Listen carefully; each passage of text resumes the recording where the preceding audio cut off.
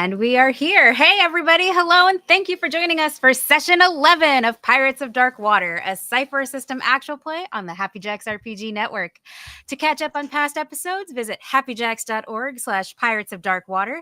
And to find all of the shows on the Happy Jacks network, visit happyjacks.org. My name is Vixie Bell, and I am your friendly neighborhood GM here today. And I am so happy. This is our penultimate episode of Pirates of Dark Water. If you've been following the series, you have seen our wonderful players go quite literally through hell and high water as they traverse the world of Myrrh in search of the treasures of Rule. And as always, I cannot tell that story by myself. Like I said, my players are the ones having the adventure. I am just creating the world around them.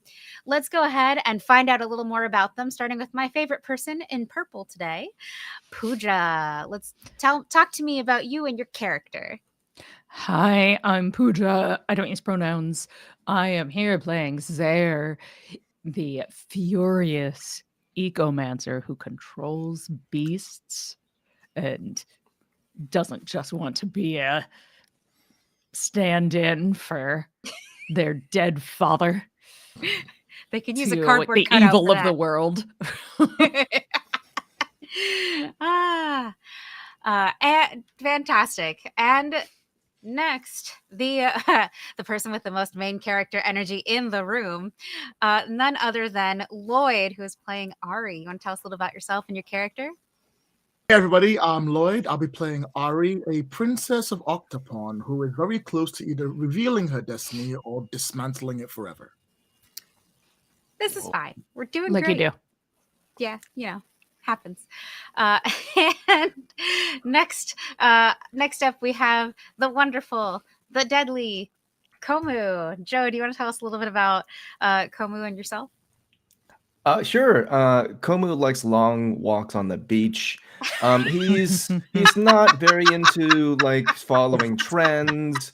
He's not a conservative. He's very liberal. He is just very connected to being authentic, being simple. He likes a simple life. Joe is a deadly martial artist. He trains at the butt crack of dawn and is not the kind of person that you want to run into in a fight. Actually, switch those. Right. Okay. So you're the one that has live, laugh, love on Yes. somewhere on your wall. Got it. Yeah. Okay. And we are last but certainly not least, because today we do not have Courtney. Shout out to you, Courtney, wherever you are. But we have the delightful Sam Star as one of my favorite characters in the series, Sophie. Tell us a little about yourself and your character. Hello, everyone. I'm Sam Star. I use she, they, and the occasional they pronouns. And today I have the very lovely, what are words? I swear I know them. I speak literally all the time. I have the lovely pleasure of playing. We're doing great. Right. Ting. Yeah. I play Sophie Stoneborn. Sophie is a legacy pirate who you do actually want to meet in the back of an alley for a fight because you will absolutely get stomped out. But also a captain, TM. TM. Just driving that boat all over the seas of Myrrh. Woo! That makes me a captain, baby. Yeah. Fantastic. And this is our wonderful table today. It is now time for the 3-minute recap of what happened in episode 10, the TikTok recap, as I affectionately have called it. So let's go ahead and get there now that we've gotten through our intro. Thank God. After landing safely on Nez Calgoth, the Isle of the Espers, our intrepid crew has found themselves experiencing, or rather re-experiencing, their past memories.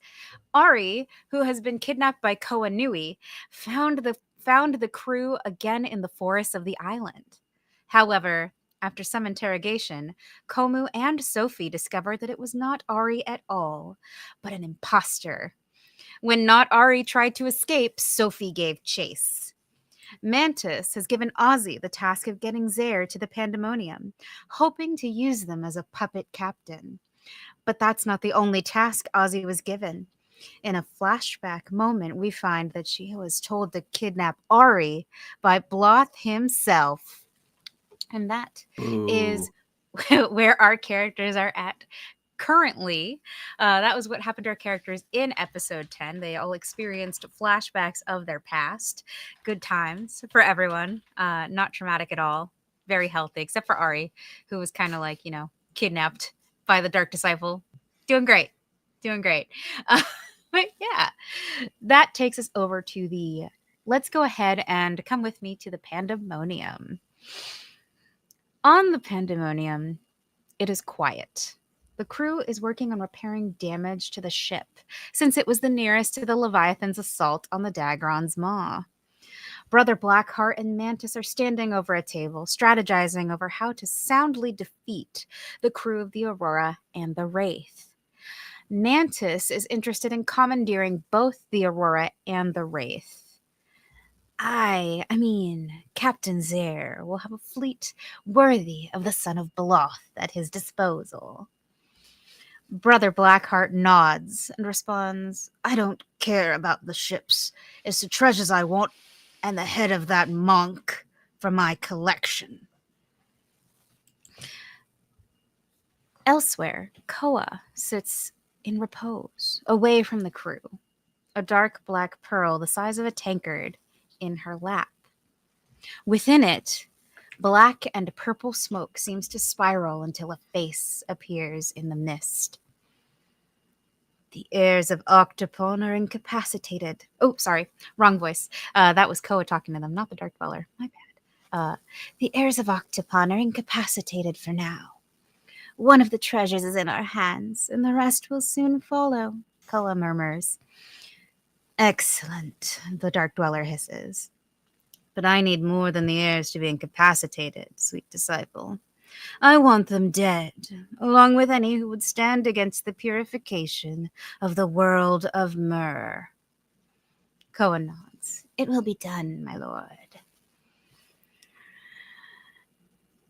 Deeper within the belly of the Pandemonium, Ari, you find yourself somewhere below decks. It is dark, except for a few slivers of daylight that seem to illuminate the room in they fill the room with dim light. What are words? Nothing useful to me anyway. That fill the room with dim light. You get the sense that this is a very large space. But otherwise, that is what you know. When you awaken, at least. I will open my eyes, look around. You said it's dark, right? Mm-hmm. It is dark. Instinctively, I reach for my neck for the compass. It is not there. I look around, a little scared. Wasn't expecting that. I reach around the ground, trying to see if there's anything I can feel. Then I sort of like slowly get up and turn around. Now a little bit more scared. And go, hello? Only a growl answers you in response, low and rumbling. Something big is now aware of your presence. I was kind of hoping for a high back, really. That would have been just fine. Okay. Ari looks around, like looking for somewhere to run. But it being so dark, they're gonna get a little confused. Then they go, wait, what am I doing? Hang on. And they'll take a deep breath. Okay. They're not trying to do anything with it, but they know when they do ecomancy, light comes out. So they take a deep breath, put their hand out, and they let lightning run along their hands to create a light in front of them, like the wall. So you're trying to create a light? Yes. Okay. That's not a super hard task. You're just making a light. I'm gonna treat it like dancing lights, and yes, you can create it. Like, I'll allow that to just happen.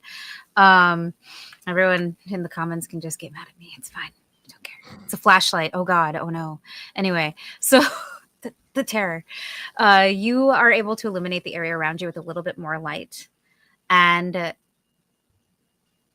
you can see that this room is big, and it's for the most part empty, except for a few bones Oh, cool. and what looks like large parts of, I don't want to use that word. What do we digested matter, shall we call it?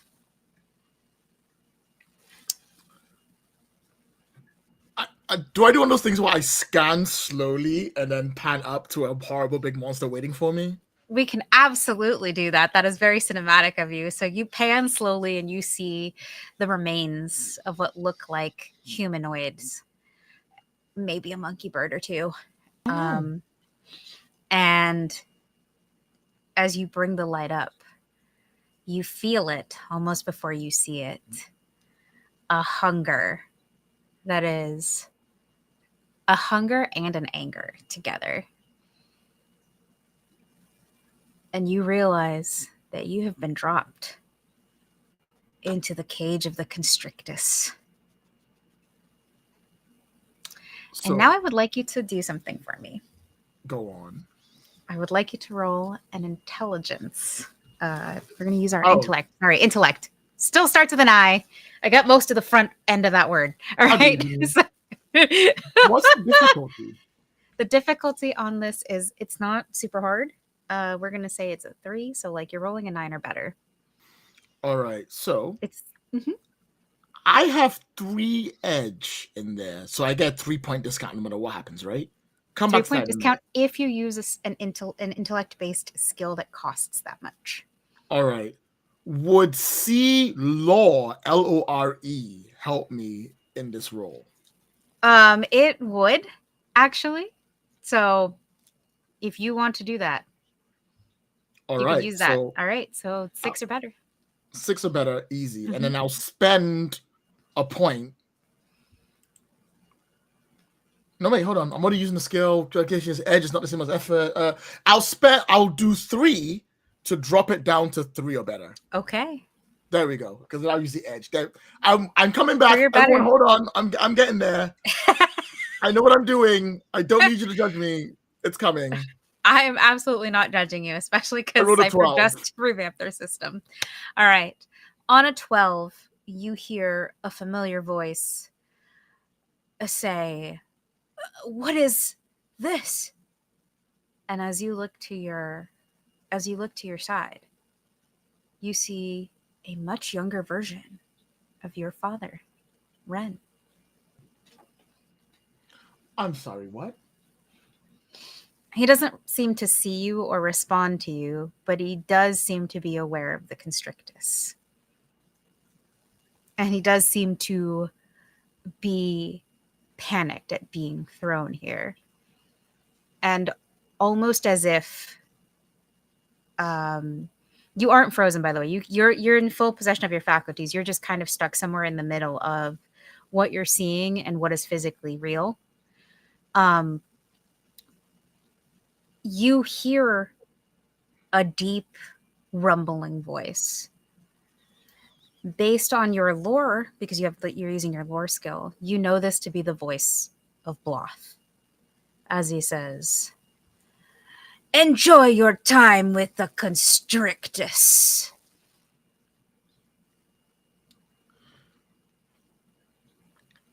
Okay, I need to ask a question. Sure. Given how many times I have read the book of The Adventures of Ren and the Pirates of Darkwater, Well, you've been told the stories too, because your dad been would told the often tell you stories. stories. do I know this episode? This is the very first time that Ren was dropped into the cage of the constrictus. Yes, because Lloyd knows this episode. Not sure if Ari knew it. So Ari goes, "Have I tried? When did Ecomancy let me travel through time? Worry about that later. I'll rush my father." And you run right through him. Oh, Oh, this is odd. Okay. First off, cool. Secondly, I can't hug you or yell at you. Sucks. Thirdly, what am I doing here? What's going on? I start like I look at the constrictors. Can I move through that? You cannot move through the constrictors. Okay, it's real to me. All right. And if you, I'm gonna have to ask you to roll a defense roll here. Okay. I would like to use my speed. Constrictus is a 6, so that's that you're trying to hit an 18 off rip. I will It's spend big. 3 points. Actually, no. I'm going to choose to fail to get an XP point. To get an XP point. All right. Well, keep it. I will say that the Constrictus's bite is venomous, so if it does hit you, you will be poisoned. Mm-hmm. Okay, cool. As long as we're aware. So you are attacked. Like as you move around, the Constrictus kind of goes at you, and you.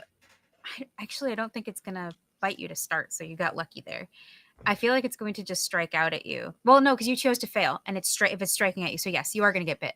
Okay. Sorry, I'm like putting it together in my head, and so you are going to get bit. You're going to take 2 points of poison damage, and you will be poisoned until the poison is clear, which means you're going to take some damage every few minutes here, or not a few minutes, but you get what I'm saying. You're poisoned essentially.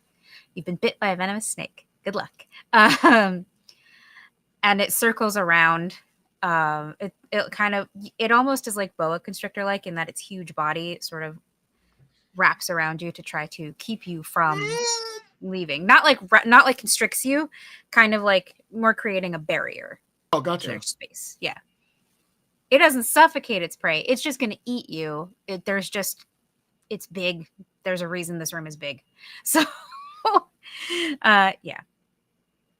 All right. So I find myself trapped within it. I realize it's real. So if my father isn't real, I've not time traveled, but I have time traveled, but it is real. I don't know what's going on. I'm scared.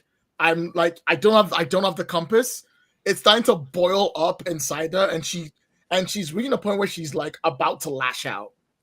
Okay, cool. So you're going to lash out, and as you are reaching this sort of point, you can see your father essentially echoing what you have learned to do, trying to parkour or perhaps having parkoured his way away from the Constrictus, and is trying to find a way out of the cage of the Constrictus. Okay, well, like I said, I can't influence him, but I'm keeping the thing distracted, so I'll worry about it later. My lash out's going to be odd, though. Okay. So what I'm going to do is I'm not going to release until it's about to bite me again. Okay. And I'm going to release all my energy out at once into its mouth. Okay. So it is going to try to eat you. That's its goal, hunger and rage. It's, +1 to Zier's rage, basically. Just add hunger to that. So now it's hangry rage. Yay. Anyway, so it's going to try to bite to eat you. And I would like you to roll a defense roll for me. No problem. I will, because you have an action, actually, that you're going to release. I'm going to let you turn this into an attack roll. That's fine. So because I'm like lashing out, but it's also like a defense, I'm using my resonance field. Okay. Oh, well then then this would be a defense roll. So we'll let that take a level off 15. Appreciate it. And because it's bursting out, I'm also like unleashing the weird lightning stuff that comes with the resonant field. So like it's like then bite, then pfft. That's how in my mind it looks. I don't know what my dice are gonna say. All right. So right now you're at a 15 or better. You are not like. Is there anything else you want to apply to this? Yes, I would like to apply I'd like to apply my ecomancy to it to lower it down by 1, if I could. 12. You are now at a 12. Excellent. And then and because it's resonance field, I get to use intelligence. So I will spend 3 points. 3 points. We'll drop it to a 9. Down by 1. So you're at a 9 right now.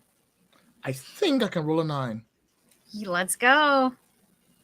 Because we haven't rested and my pool's kind of empty. So that's fine. They did get a chance to rest and recover. You should have also had that. We'll get. In that case, I'm grand. Besides, I rolled 17 anyway, so it doesn't matter. You're so close to a Nice. minor effect. Nice. I But know, yeah, it's one away. It's so annoying. All right. 2 away, 19 or 20. But Okay.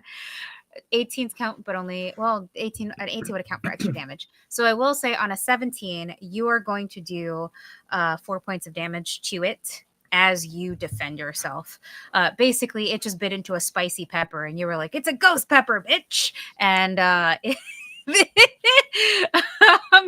it retracts like, "Whoa, ah!" Because unlike birds, it can taste spice.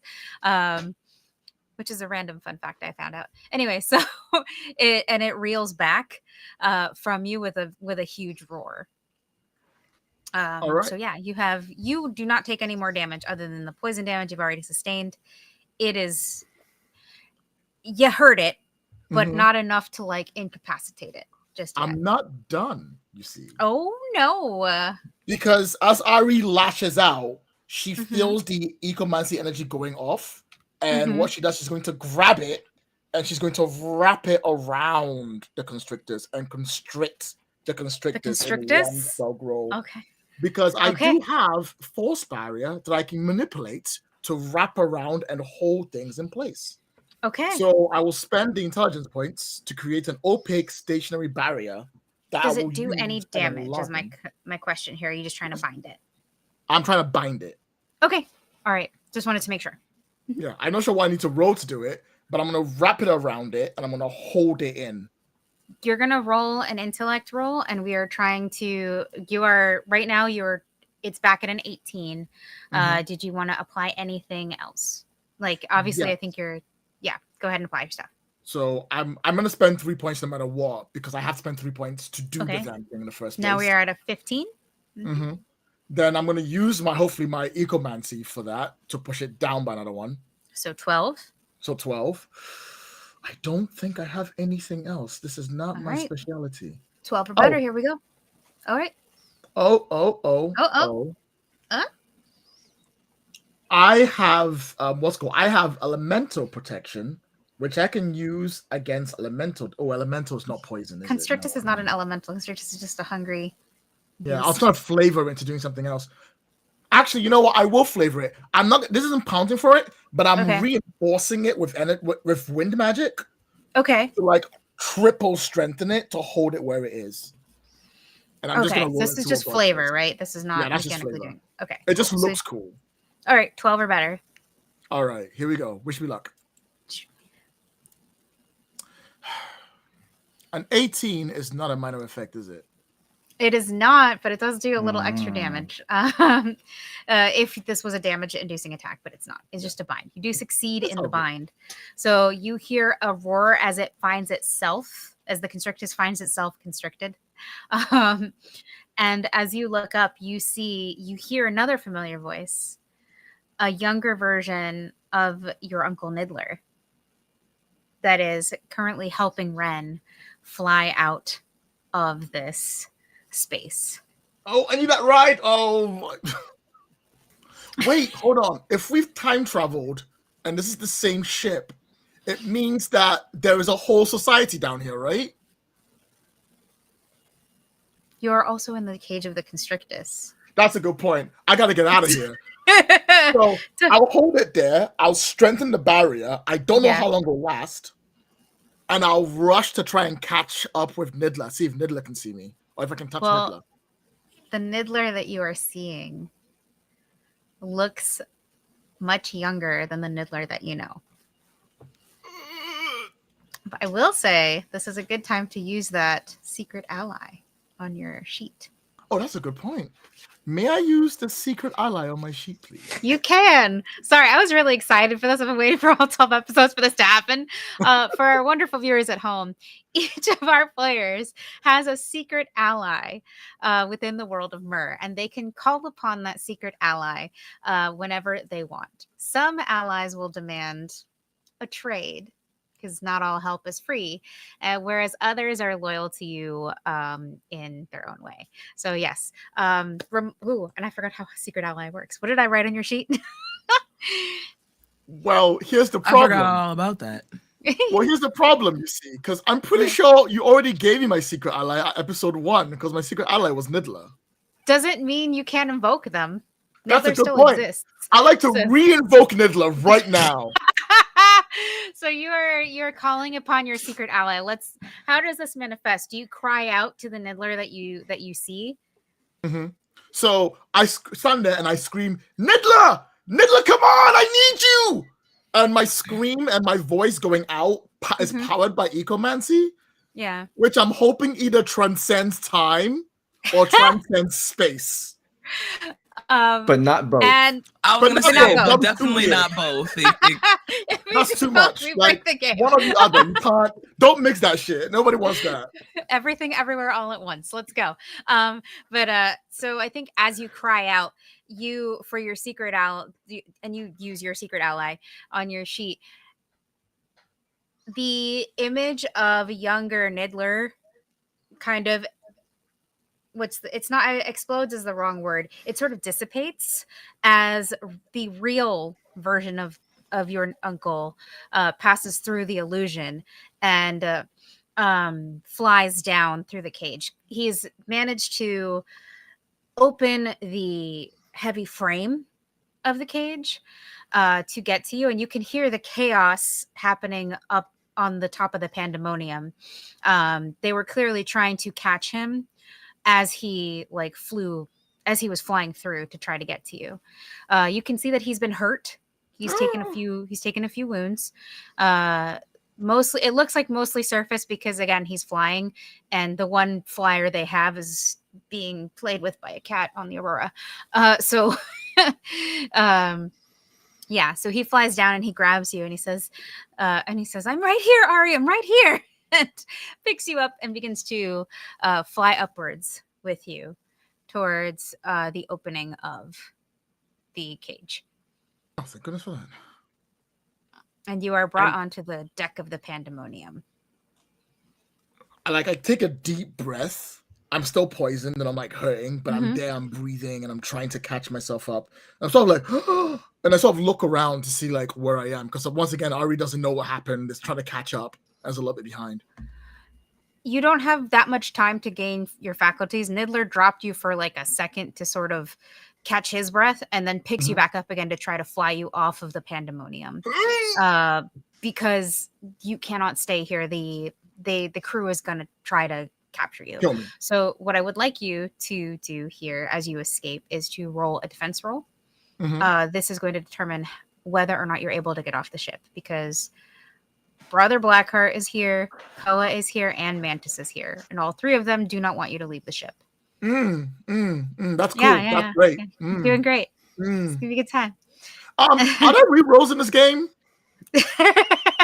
I think you can pay. I think you actually have to pay points XP. to re-roll. Yeah, XP or points, something like that. Can you re-roll a natural one? Do you want XP? It's like, can you need XP? It's the last but one episode. I don't think it's gonna help me.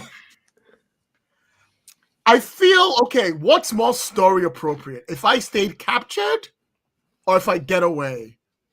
Well, just because you failed the roll now doesn't mean you're going to stay captured. It just means that because you are trying to you can still fight your way off the pandemonium. That is true. I have a natural one. I'll take it. So the dice So you're going to falls gain. So with a natural one, you're going to gain 2 XP. Woo! You can give one of those XP to anyone at the table that you feel, would benefit from it. Whoever goes next gets it. Okay, cool. Fantastic. So just as Niddler goes to pick you up, you feel something heavy grab your leg and drag you both back down. You both hit the ground hard. And Brother Blackheart towers over you and says, "Looks like you have 9 lives, Miss Princess of Octopon." I'll say something real quick, and I'm like, "Hey, you're not even my villain. Who the hell are you?"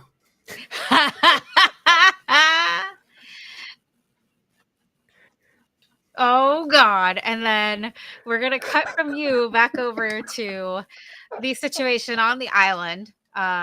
Sophie is chasing Ari. Not Ari. Sophie's chasing not Ari. Komu and Zay are currently in a daze. And Ozzy is standing in between you both, right? Or Zaire broke out. Zaire I out. broke out. I am Mhm. chasing Mhm. Ari with So Sophie and Zaire are chasing Ari. Komu is still in a daze, and Ozzy is standing there with her hands on her hips, looking at him. How do I wake him up? Got it. And then she proceeds to kick you in the nads Okay. because that is the only way to wake. 10, Ozzy. 10 out of 10. I Yeah, almost that was closed my fantastic. Thank you. eyes, thought Courtney was here. That was Yay! perfect. That was perfect, Ozzy. I was like, damn, when did Courtney get? Oh, look at Vixie being talented. Is she? I don't know what you're talking about. I just, I miss Courtney. Same. But anyway, all right. So yeah, so Komu, you are being kicked in the nads. I would like you to Yeah. roll me a defense roll. Okay. If you succeed, your body will react instinctively, and it's gonna really suck to be Ozzy. Good thing Courtney's not here.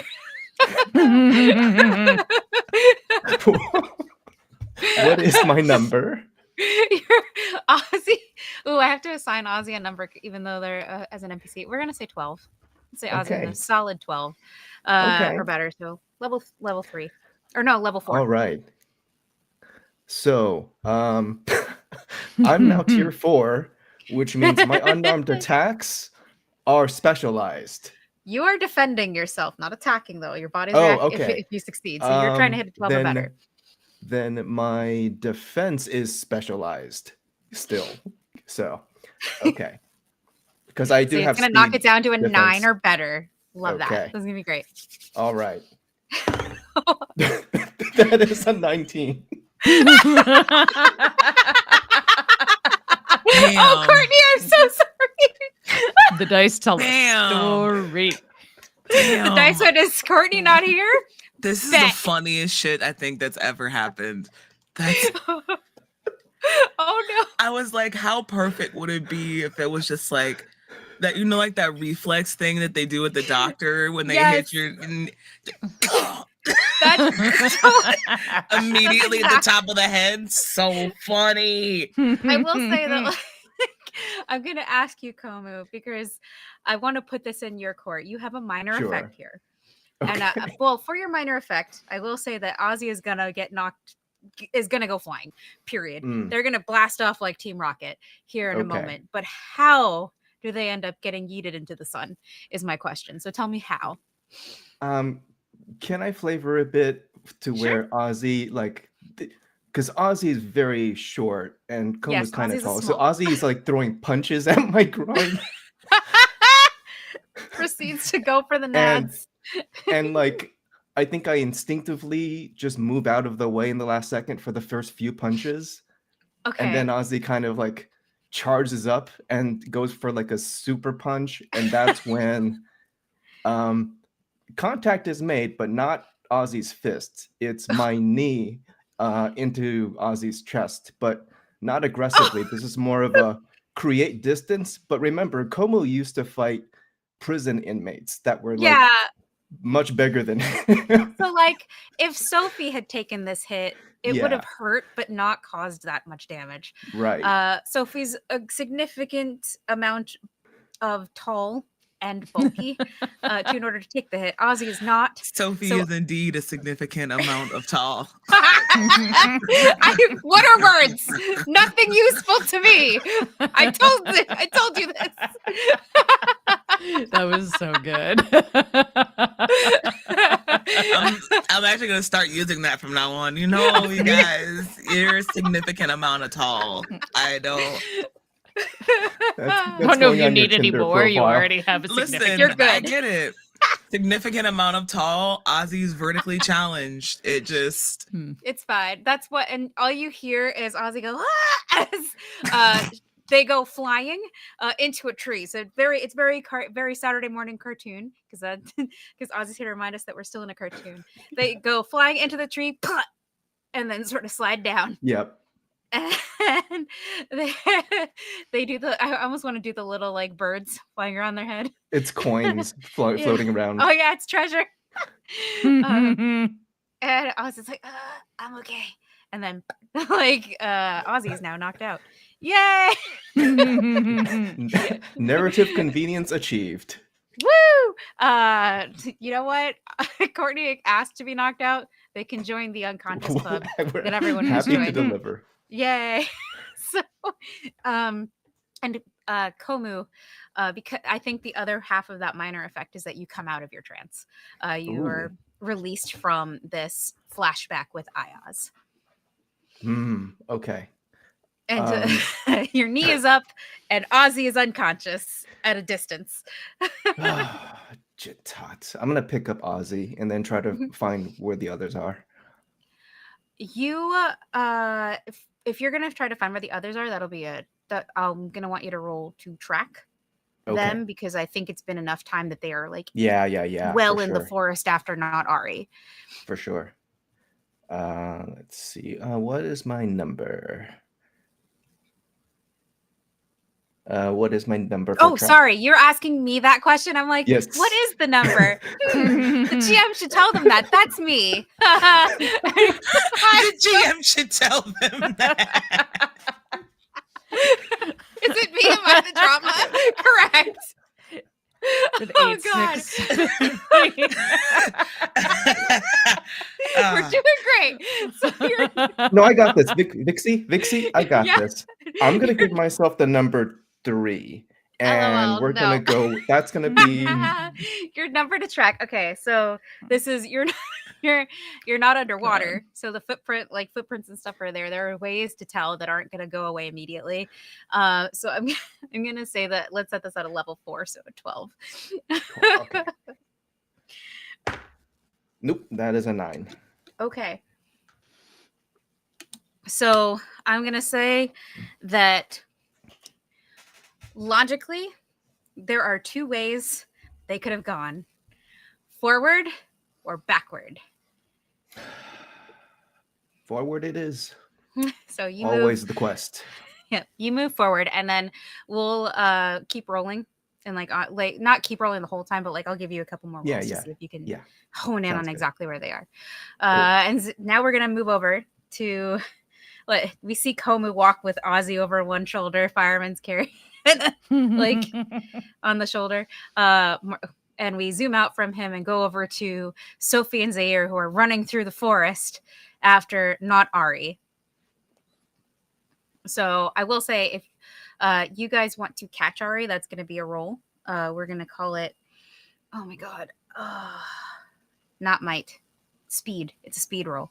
So it's going to be a successful speed roll.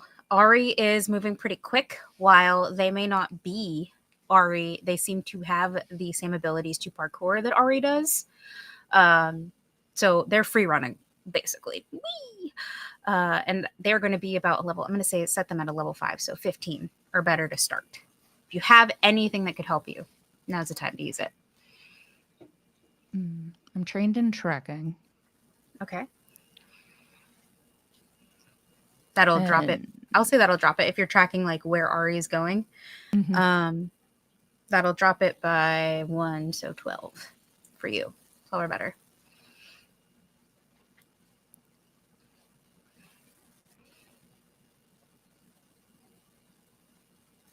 And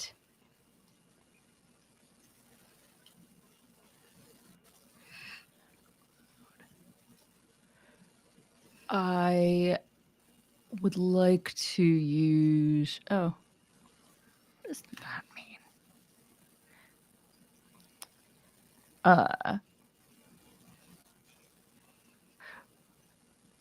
And I have Dova. Well, wait, did you leave Dova with Ansair? Oh, did I? Rude. Because that's kind of the only reason Nidler was able to do what he did, because Ansair wasn't there. That's true. Never mind.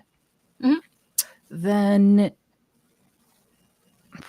I would like to use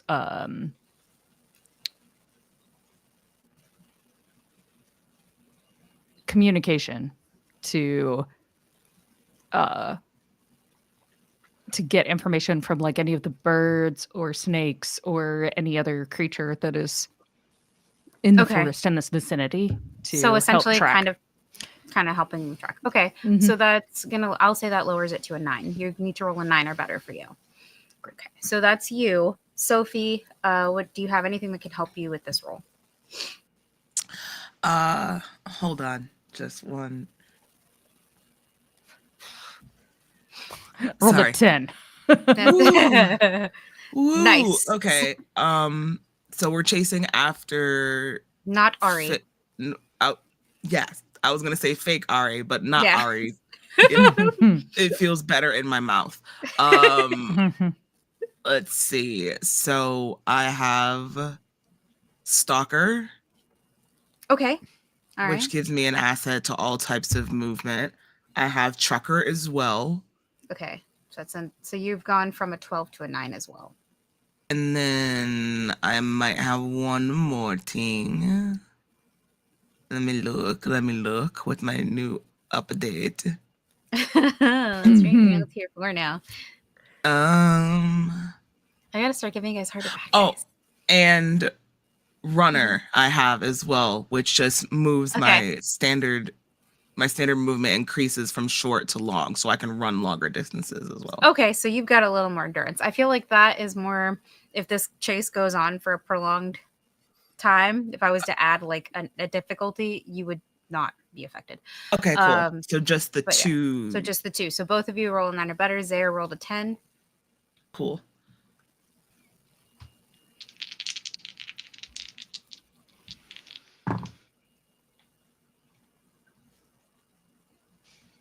God damn it. I always get the pretty dice that I have to look hard to see the number.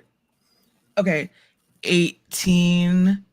Ooh, okay. And that other one is a 6, I think. So 18. Okay. So, all right. So here's how this plays out. So Sophie, on an 18, we're gonna resolve you in a minute. I'm gonna go to Zaire's 10. So Zaire, on a 10, trying to communicate with the animals and run at the same time slows you down a little bit. So Ari is able to get more of a lead on you. And it doesn't help that she's deliberately trying to run into and under branches and roots and stuff. So you also are trying to track that, not trip over a root or get hit by a branch or fall into a bush while also casting this magic to try to keep track of this person. You are getting the information you need. You're able to follow them, but at what cost? So you are moving slowly, but slower than Sophie, but you are moving towards Ari. Sophie, on an 18, we're not in combat, so it doesn't do extra damage, but you are able to keep up with Ari pretty easily. You're able to match her move for move. And eventually you find yourself in a position to reach out and grab this counterfeit version of your best friend.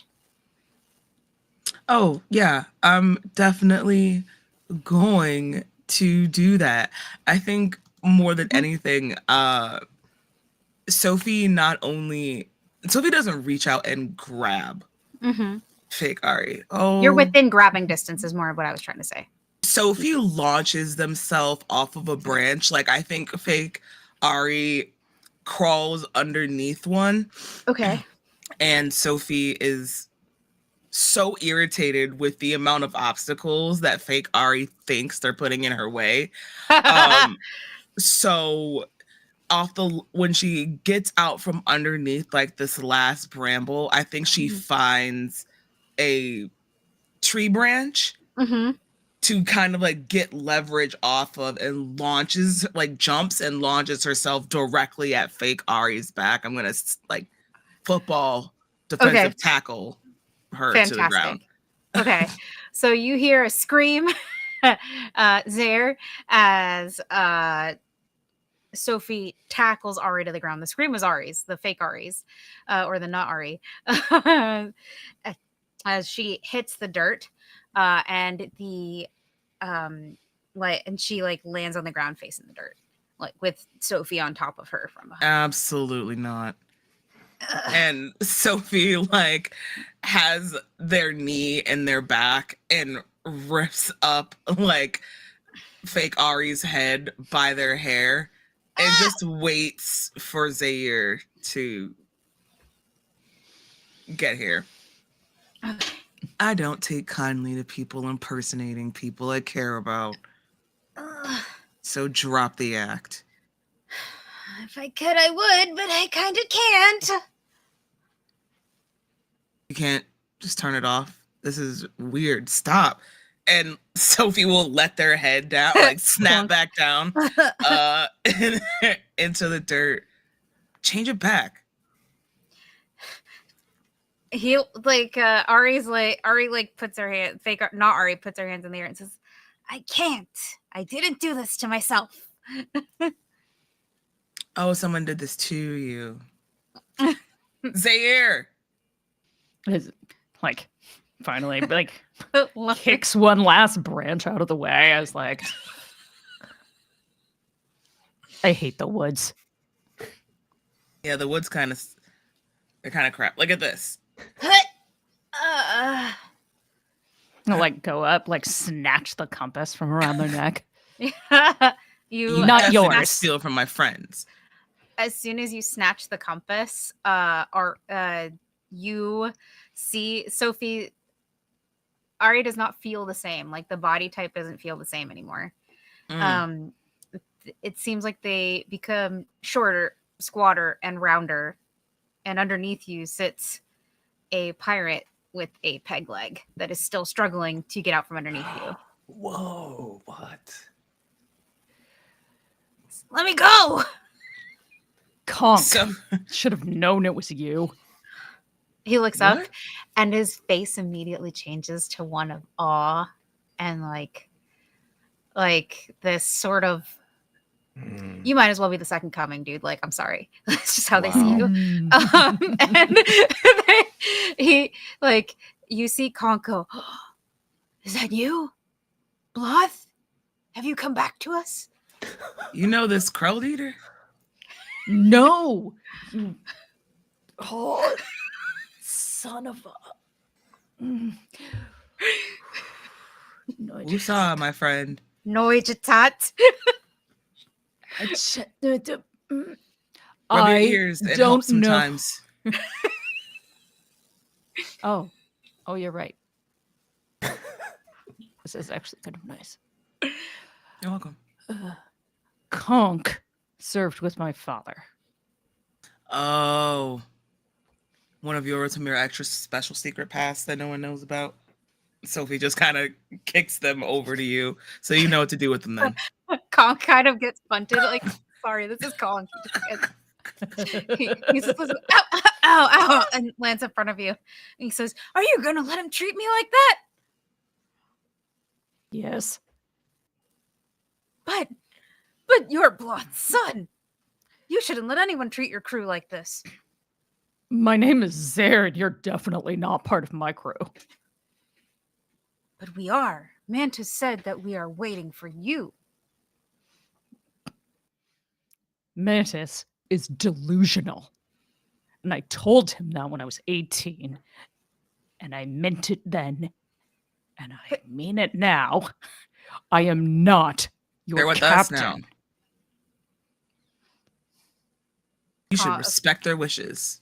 Conk looks to Sophie and then looks to Zaire. And says, but you're... He still doesn't seem to process. Like, can't seem to process the fact that you are not the captain of the Pandemonium. Have y'all really been sailing around for the last 20 years just like waiting? What do you do with your lives? Pirating. Nothing, clearly. He Did like you ever starts think- getting up. He's like he dusting himself off. He's really short. He's like shorter than Ozzy. So Oh, probably bless like, it. like probably like a little like he's probably like not too much shorter than Ozzy, but he is not a tall guy. So because if you've seen the both character of art, us he's are short so and squat. tall. Yep. And Just he's like two like, dusting hulking himself off. figures standing Yep. over him, and he's just like down at the ground. Yep. He's like, we've spent so much time preparing for you to take over the ship. you realize that's time you could have found to go out and like make your own fortune and retire. Conk looks at you like this thought has never occurred to him. I mean, at some point, you want to be able to spend all that treasure, right? Well, Are you Mantis just gives waiting us- for like one day keel over on the boat and get thrown out to sea? He looks at you. No, Mantis gives us more than enough treasure for us to live with. I don't understand. Then you obviously don't need me for anything. Perfect. I'm glad we're in agreement. Stares at you. Stares at you again, and he says, I understand completely. Sophie And he looks gives so you the nod of confused. a co-conspirator, because now he thinks that you're Oh my faking God. it to try to fix them out. Conk me is to not punch him the in the back brightest of the crayon in head? the box. Twist my soul. I could punch him in the back of the head for you, Zaire. Put him Please out like do. a light. Please do. Gladly. I And feel so so bad for Conk.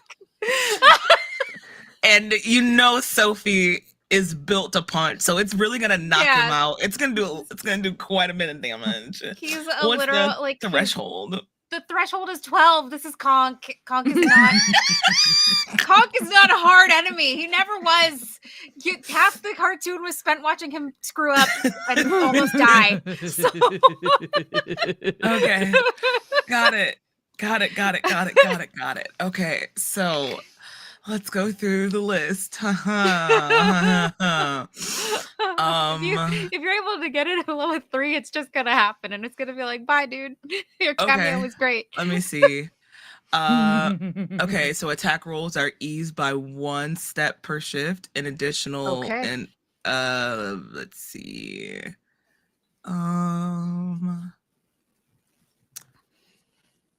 Scrolling through. Nope, that's all damage. Whoop, whoop. That's all damage.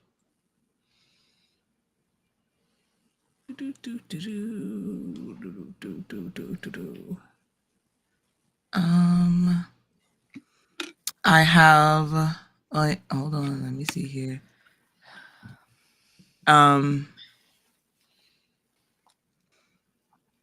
Yeah, I have fights dirty. Which is perfect for back of the head shot. So you're sitting at a 9. This will bring it down to a 6. Okay.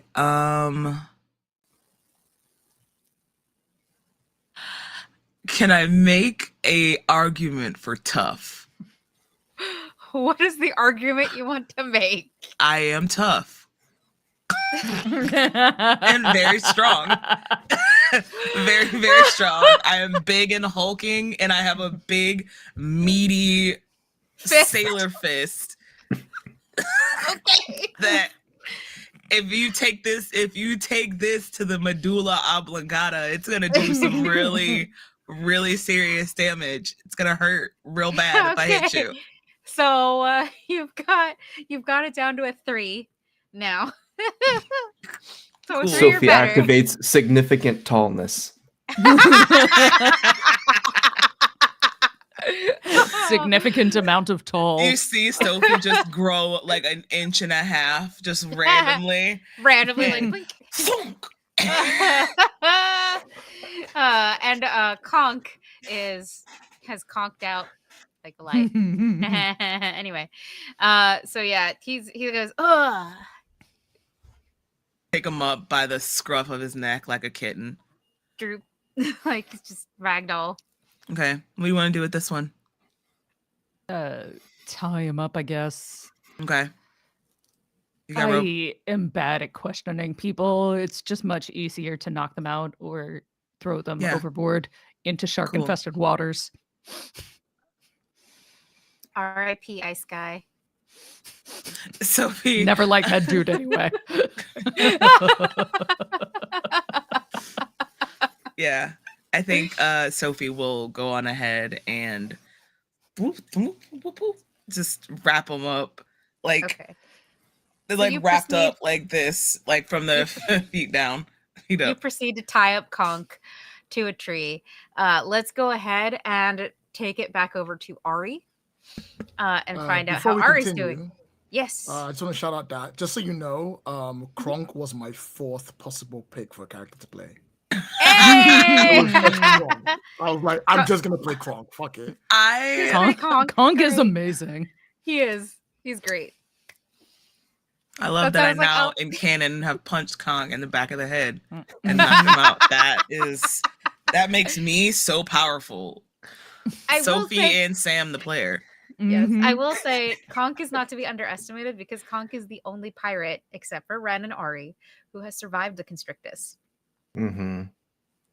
The reason he has a peg leg is because of that creature. So Oh, couldn't survive these, baby. could survive bang and pow, but Constrictus sure. But okay, yeah. So we're coming back to Ari. Ari, you and Niddler are being apparently we're doing a lot of towering here. You look up at the face of Brother Blackheart, who I have something else to say. Yep, go ahead. I look at her and go, but seriously, you put an heir to Octagon in one of the Constrictor's pits and you thought I wouldn't get out? Come on. He looks at you and says, "Wasn't my choice.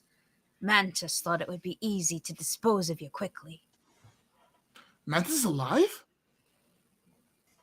He picks you up by he picks you and Niddler up by the scruff, and you thought Sophie had ham hands. This guy has big hands, and takes you over to the person in question, Mantis, and throws you roughly at his feet and says, "They're like sea roaches. They keep coming back."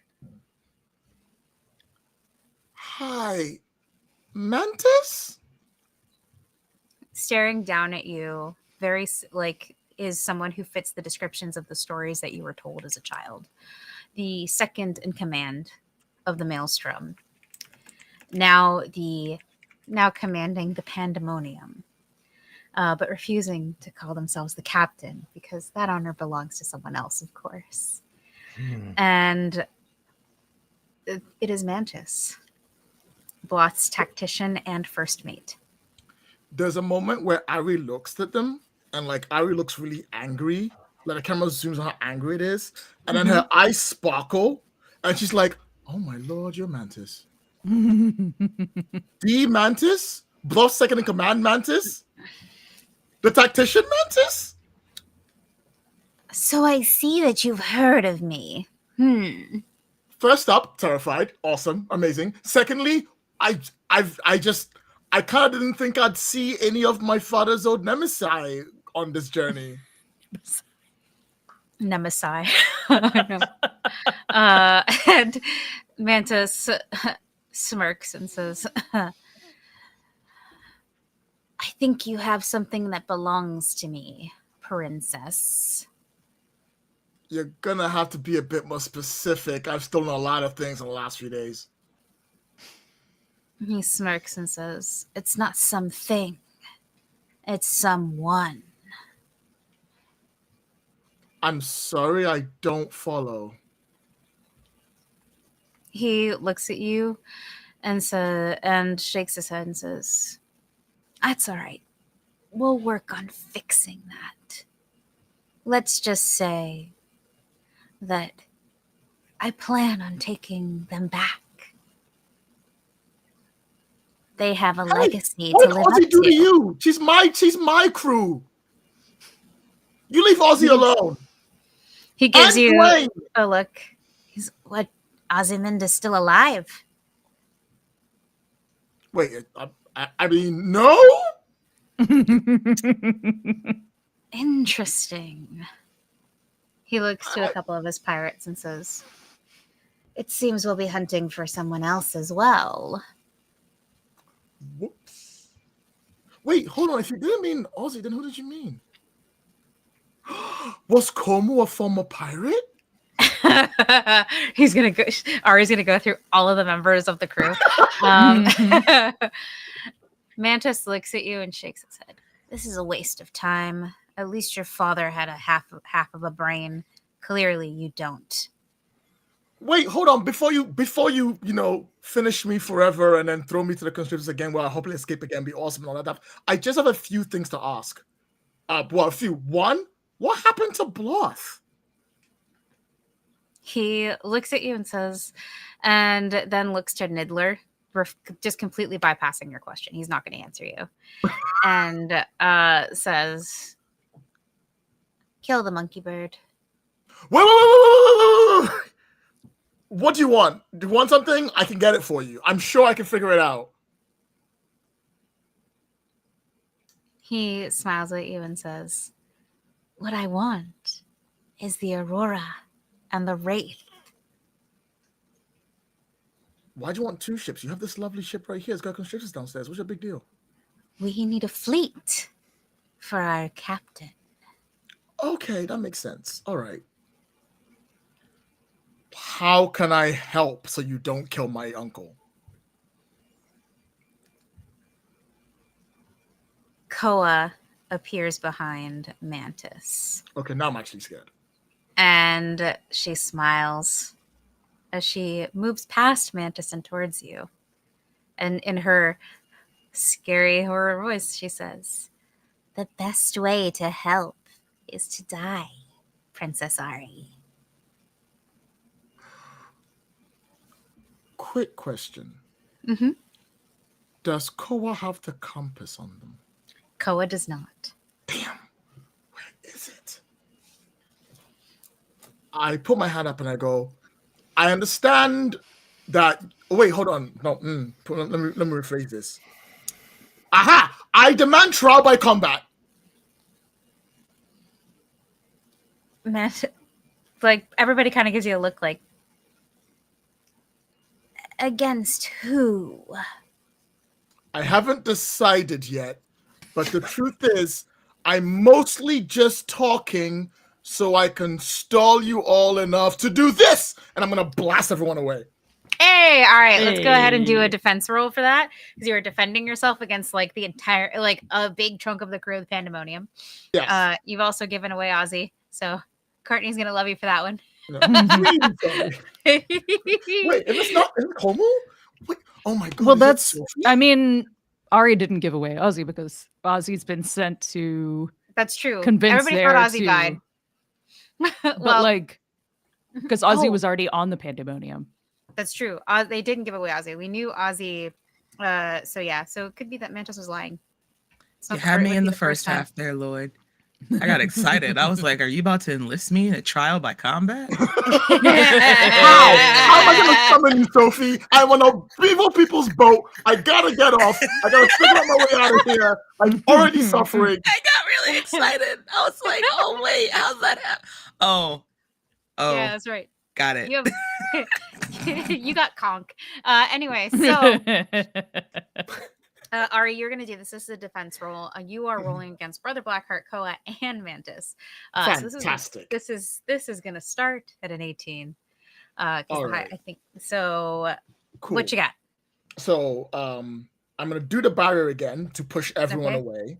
And then when I Okay. push them far enough away, I'll turn on the wind and I'll Mhm. rank them up so then they go flying because I want their cool dramatic look. So that's 2. And this is Okay. mostly to move people, it's not to hurt. 15, 12. All right. Great. So no Right. damage.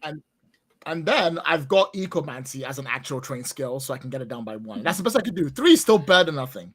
Are you also going to do those for Niddler? Because Niddler is currently like being Yes. grabbed. I mean, everyone but Niddler and I. Okay, perfect. So that's so cool. So right now you're at a 12. Did you say you were able to lower it one more? No, that's it. That's the best I can Okay, do. so 12 or better. Mm-hmm. All right. Where's my die roller? There you are. I will take the 14. Hey, so on a 14, you got everybody close, you tricked them, and you explode your powers outward, showing that you are actually learning. Look at you learning ecomancy. Zare would be so proud. See, Over pressure. with Sophie. That's the way to learn. Zare feels something and just like tears up a little bit. It's like, I think she started. The entire crew is exploded outward. Brother Blackheart, because he's Brother Blackheart and he's he's kind of like Komu in the sense he's able to keep his footing, but is pushed back far enough away from you. Koa is much lighter and does get thrown back like a few feet, like is knocked off her feet. And Mantis is also knocked off his feet because they're both lighter. It's really like he's kind of the heavyweight. So that's kind of like, oh, that tank did not get knocked over. But everyone else, though. And a few of the other pirates actually get knocked into the water. Like you knock them off the ship entirely. But you and Niddler are free to, are basically out of, essentially this, weird little ring that had happened around you. So you're free to do, you've got time to, get GTFO if you need to. So I say to Mantis, you're right, I'm not my father, but I'm damn good too. And then I'm going to be like, Niddler, get out of here. And I'm going to run through the ship because I can't leave without the compass. Okay. So I'm staying on the ship and I'm going to start parkouring my way throughout the ship trying to find the compass. Oh, God. Okay. So Niddler gives you one last look and says, are you sure? Before he I'll be flies fine. away. This is what I'm built for. Okay, so he flies away and is heading back towards essentially the safety of the Aurora and the Wraith. You are running through the ship. So if you're going to run through the ship, this is going to be a speed roll. The difficulty, because you are basically using this mini surprise round to try and do this. Your roll this time, if you fail it, means that you stand a chance of being recaptured again, and it won't be as delightful as the first time was. But yeah, okay. So the difficulty on this is going to be we're going to start at a 15. Actually, no, not a 15. There's going to be an 18. So this is your target number that you want to hit. So level 6. Fantastic. All right. So obstacle running drops it down by 1. Okay, so that's a 15. Superior acrobatics drops it down by 2. Okay, that's a 12. The problem is that I think that's the only thing I have directly here. Oh, counter danger. To figure out what enemies are coming up to me, to counter it down, drops it down by another 1. Okay, so that's going to be a 9 or better. That's what I'm talking about, baby. Let's go. Oh, sorry, one second. I have to reload the page. Oh, I was going to say, you're just quickly typing, don't talk to me in an AP. Bye. I literally just sent that text message. Literally just sent that in the text message. I can re-roll using one of my story points, right? If you have enough points, yes. I have to go see how many points it is. Where's my cheat sheet? Well, I would if my mouse wanted to work. My mouse is like, LOL. Rules, what are they? It is. If someone wants to get it for me, while I try to get my mouse to work properly. Can we say it's 2? We can't just say it's 2. You can't just. Who from Cypher is one watching doesn't right simply now? walk into Mordor, okay? No. Cypher cheat sheet. Retrying a failed roll. You can attempt again by applying at least 1 level of effort. Oh. Or you can re-roll. You can spend 1 XP to re-roll any die roll, no matter who made the initial roll. Take the rest. Okay, Right. so yeah, so you can spend 1. Yes, correct. Cool. That was what I wanted to verify before we said I rolled a 4 and it was not pretty.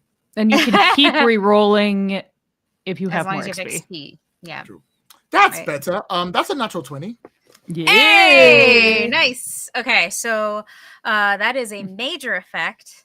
Cool. So I will say you are able to effortlessly parkour your way through the ship, and you realize that the compass is not on the ship.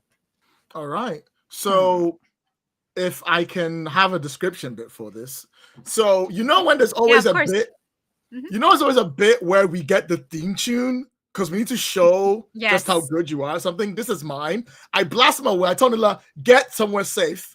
I start running on the ship. Someone comes up, they pull out a cutlass, like, I'm going to cut you. I slide between their legs. Someone comes running on the side. I jump on their shoulders. I use their body as a shield. I leap off them and sweep backflip. I fall through one of those portcullises on the side to get below decks. So we're playing Right. cards on there. I land on the card table. I'm like, hi, have you seen the compass? No? Okay. And like I kick the Cards are cards into everywhere. their faces. Some people run inside. I grab a pot of money they were using. I throw on the ground, going, free money. And they start looking for the money, trying to grab it. I run to the ship itself, start opening cases, going around, being like, where the hell is it? There's a bit where like Mantis will turn up and say a dramatic one-liner, and I'll just run past them because I'm moving too fast and I don't care. And like I'll move there at the very end. I'll also like pull myself up from outside the porthole, grab the end, flip myself back to the deck, and I'm like, I don't think it's here. Huh. I went through all that for nothing. Now I'm exhausted. Nibbler, I changed my mind. Nibbler has flown back to the Aurora at this point. So Oh, no problem.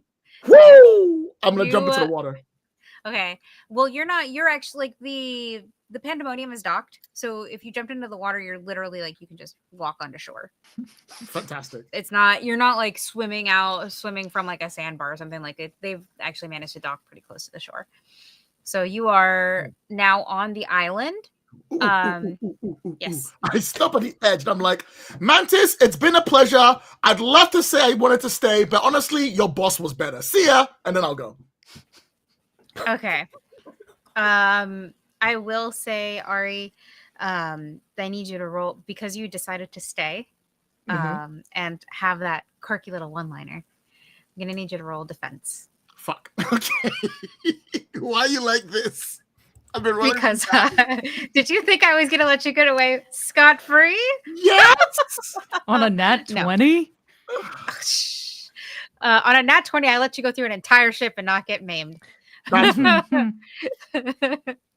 But yeah. Acrobatics. Ooh. Well, sorry. For this, you are going what I will say for this, it's going to be a might roll.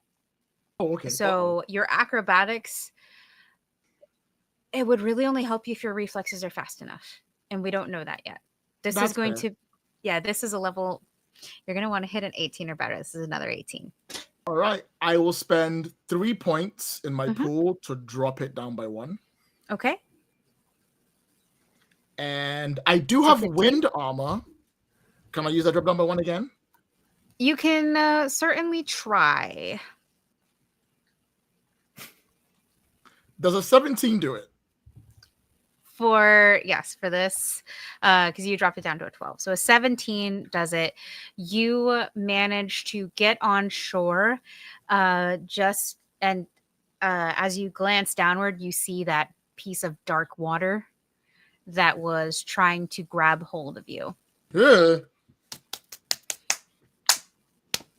Like it doesn't, it like just misses. It's very much like the and just misses. And like you can see, like this is both creepy and can be misperceived as being seductive, but it's not. It's meant to be more creepy. You can see Koa rising from the water, like you just see the eyes up. Friendship. As she had followed you, because mer person. So. Yeah. Also, once again, not my villain. Sorry, I'm getting out of here. All right, so you run away. We're going to zoom out as you run deep into the island. And now you're going to get a fun time on the island. All right. Komu, we're coming back to you. Yes, You're hello. moving forward. You haven't seen anyone yet, so let's go ahead and roll to see if you see anyone anytime soon. All right. What number must I meet? You are rolling... let me see here. For tracking them, I'm going to say it's a 15 to start. Okay. That is another 9. Oh my god. Do you have an XP to spend? Oh, also, who went after Ari, because we didn't hand out that extra XP either. It was Sophie. So you get an extra Sophie. XP. Yeah. So and you haven't 1 extra XP in your pool from that. But would you like to spend an XP to reroll? Yeah, let's go ahead and spend 1. Okay. Okay. Please, God. That is an 8. It was so we're gonna take the higher. Still a 9. Okay. All right. Is there a way I can fight this tracking? Can I punch the tracking? I don't think you can punch the tracking. I'm built Can to I do pu- one thing, guys. Can And I it's punch punching. punch the footprint to find out about it? Is Yeah. Can I so punch the footprint? funny. I'd like to engage the I immediately backstory know of who these made tracks. this. So I will say, okay, so on a 9, you continue to move forward, and I am, as the GM, it's my responsibility to fuck with you here. So, Yes, as please. you continue to move forward, you see the scenery starting to change again, and you watch as the scenery changes to a place that you are far too familiar with, and you see Solia in front of you. Oh no. What is this memory for Komu?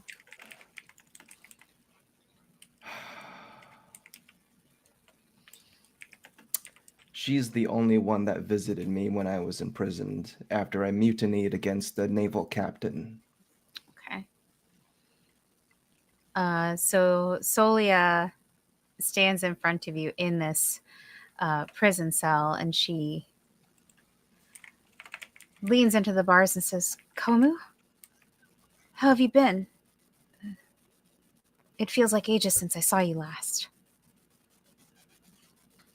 I say nothing.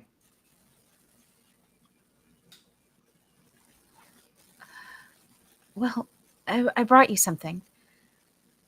Aya says you're pretty upset with both of us, but I guess we could consider this like a peace offering. I'm going to be leaving soon, and I don't want any bad blood between us. And she, from her pocket, pulls out a small something that's been wrapped in a handkerchief and like holds it out to you Solia, through the bars. you and Ayaz were family to me, but I think we all know by now. There is no blood between us. My captain was thinking of himself like a privateer. He got word that there was a pirate in the area, sailing a ship that matched the description of the marauder. Mm-hmm. And I stopped him. So we're even. So you saved Ayaz.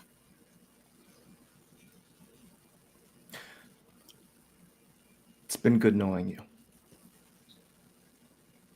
Don't talk like that, Komu.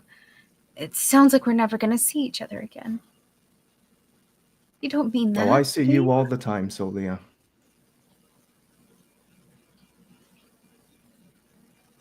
She takes a deep breath, and you see her squat down and put that little package in between the bars.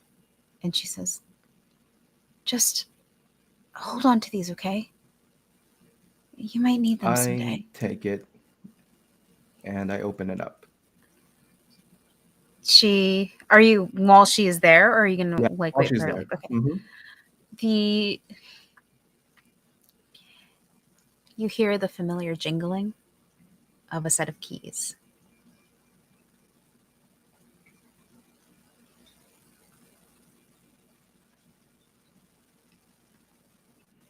Is this some kind of taunt? No. I took it when the guards weren't looking.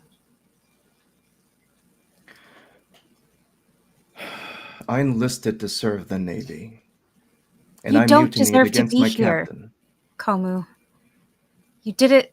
You did the right thing, and people who do the right thing shouldn't be punished. I wish that was the world we lived in. Take care of yourself. You hear the guards coming, and Solia looks to them and looks to you. Goodbye, Komu. Kunda be with you. and the image. And tell that small-brained, krell-eating barge rat that if I ever see him again, just tell him to be careful. You finish the statement and realize that you've been talking to no one as you return to reality.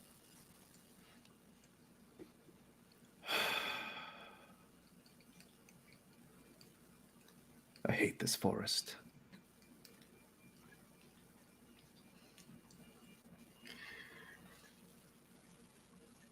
You get, I think, Komu, like, how are you feeling having to confront all of this past so far? Is it driving you crazy? I feel like it's driving you nuts a little bit.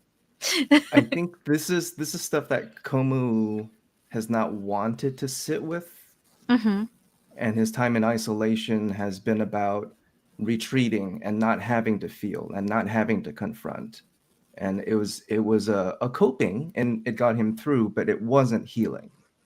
Okay. This hurt, but this was healing. And I think I will say Komu is not a particularly magical character. He's not sensitive to magic, but you are observant.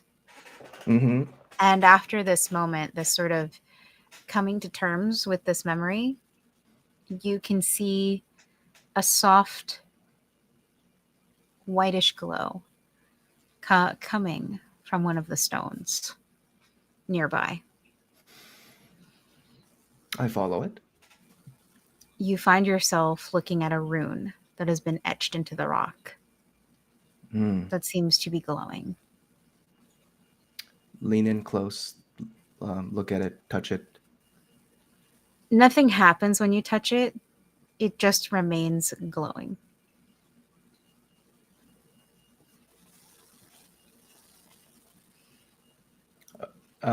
Is this something I can pick up, or is it like a big stone in the ground? It's a big stone that's in the ground. Like, it's not something that you can pick up. Got easily.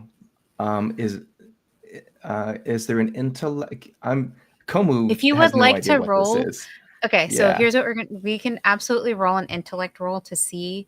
This is to see what you can see, because you're not going to know what this is. Again, you're not Right. schooled in magic. Yeah, no. But you can see if there is more of this happening somewhere else.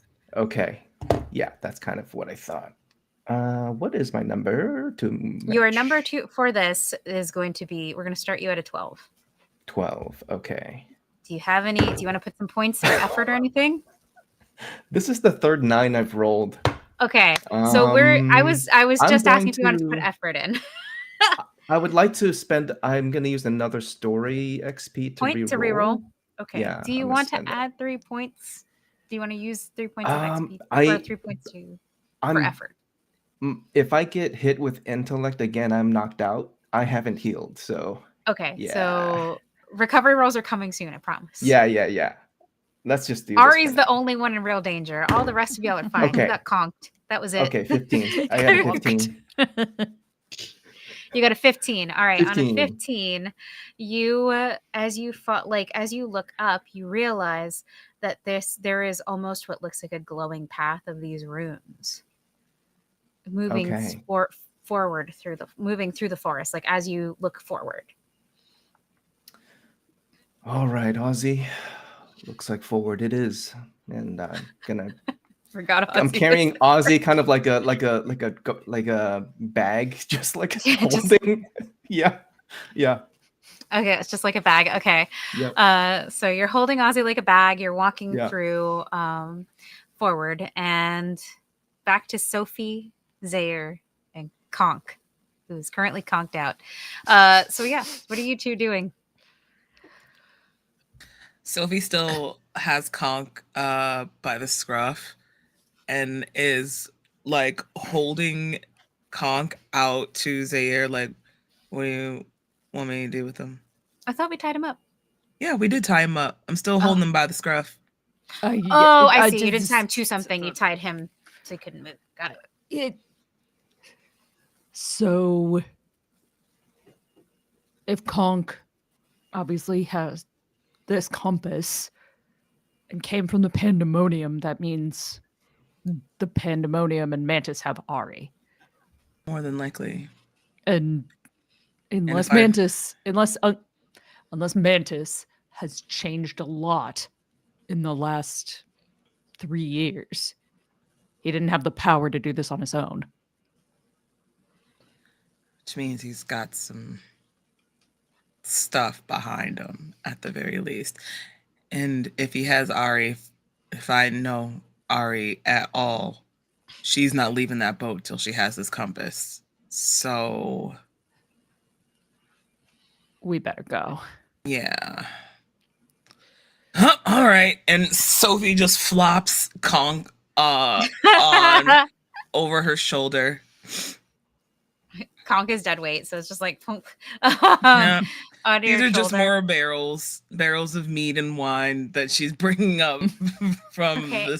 from the cellar And back to the tavern. So as you both begin to, which you guys are heading back towards the shore, Mhm. or We're are you gonna- doing anything to we try better- to figure out where the Pandemonium is?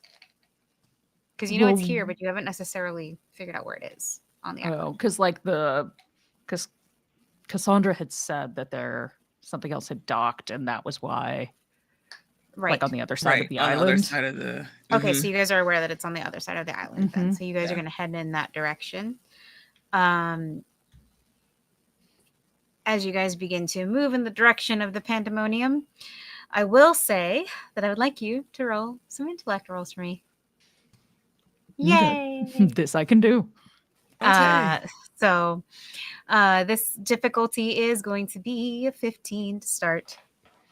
What are we rolling for? You are rolling to see if you end up like Komu.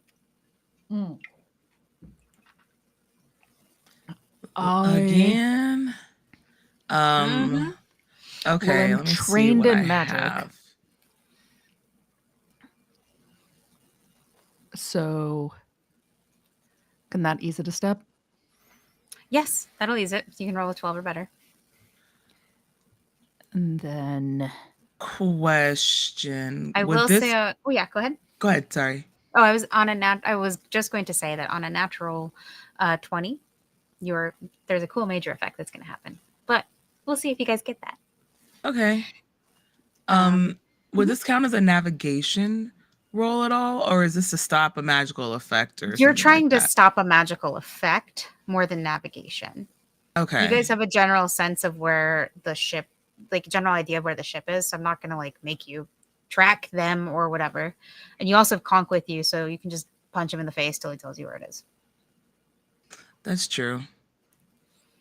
I can definitely do that. Okay. I'm going to ease it by another step with my intellect pool. Okay, so you're going to ease it with points from your intellect pool. Mm-hmm. So that's going to be, we've gone from a 12 to a 9, I believe. Yeah, I think I might go on ahead and do the same Okay. because I don't know. I'm scrolling through and I don't really. Okay, so you're moving from a 15 to a 12. So Sophie has to roll a 12 or better. Zaire has to roll a 9 or better. I'm going to use more of my intellect pool to roll it again, lower it again. So that's so a 6 or better. Mm-hmm. Okay, and you said 9 or better. Yeah. Well, 12 or better for you. Did we have a way to do it again to bring it to a 9? No, so 12 or better. Okay, so 12 or better. All right. 16. Okay, 16.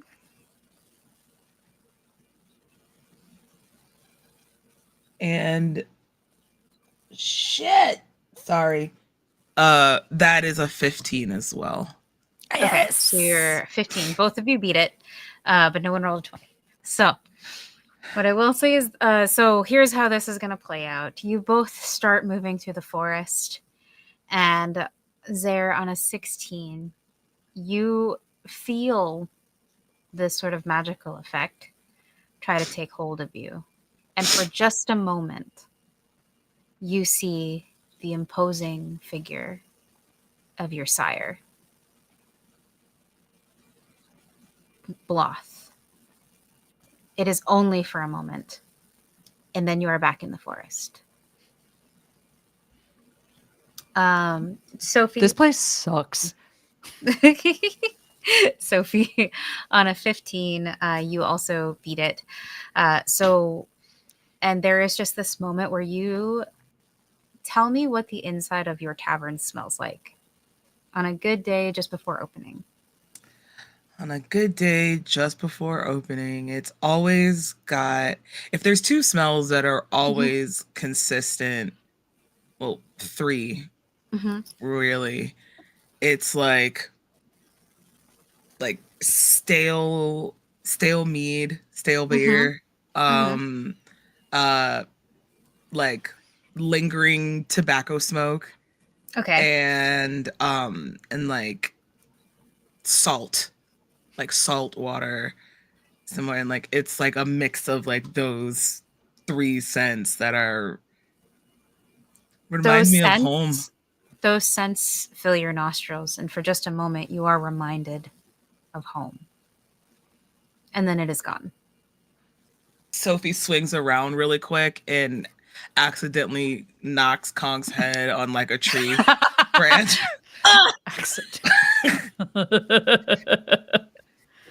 Oh, sorry. Does it again, turns back around and hits his head on the other one. He's making, like, he's unconscious, but he's still making those noises like, as you keep doing that. Oh, my bad.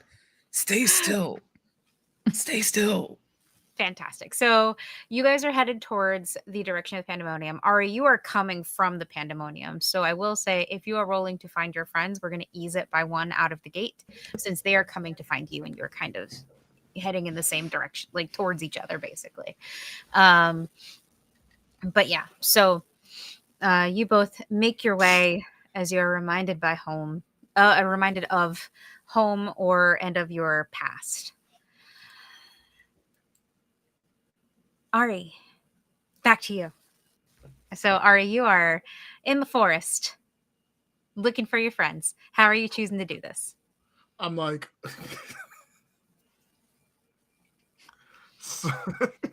Are you calling for them? Are you screaming for them? Because you can.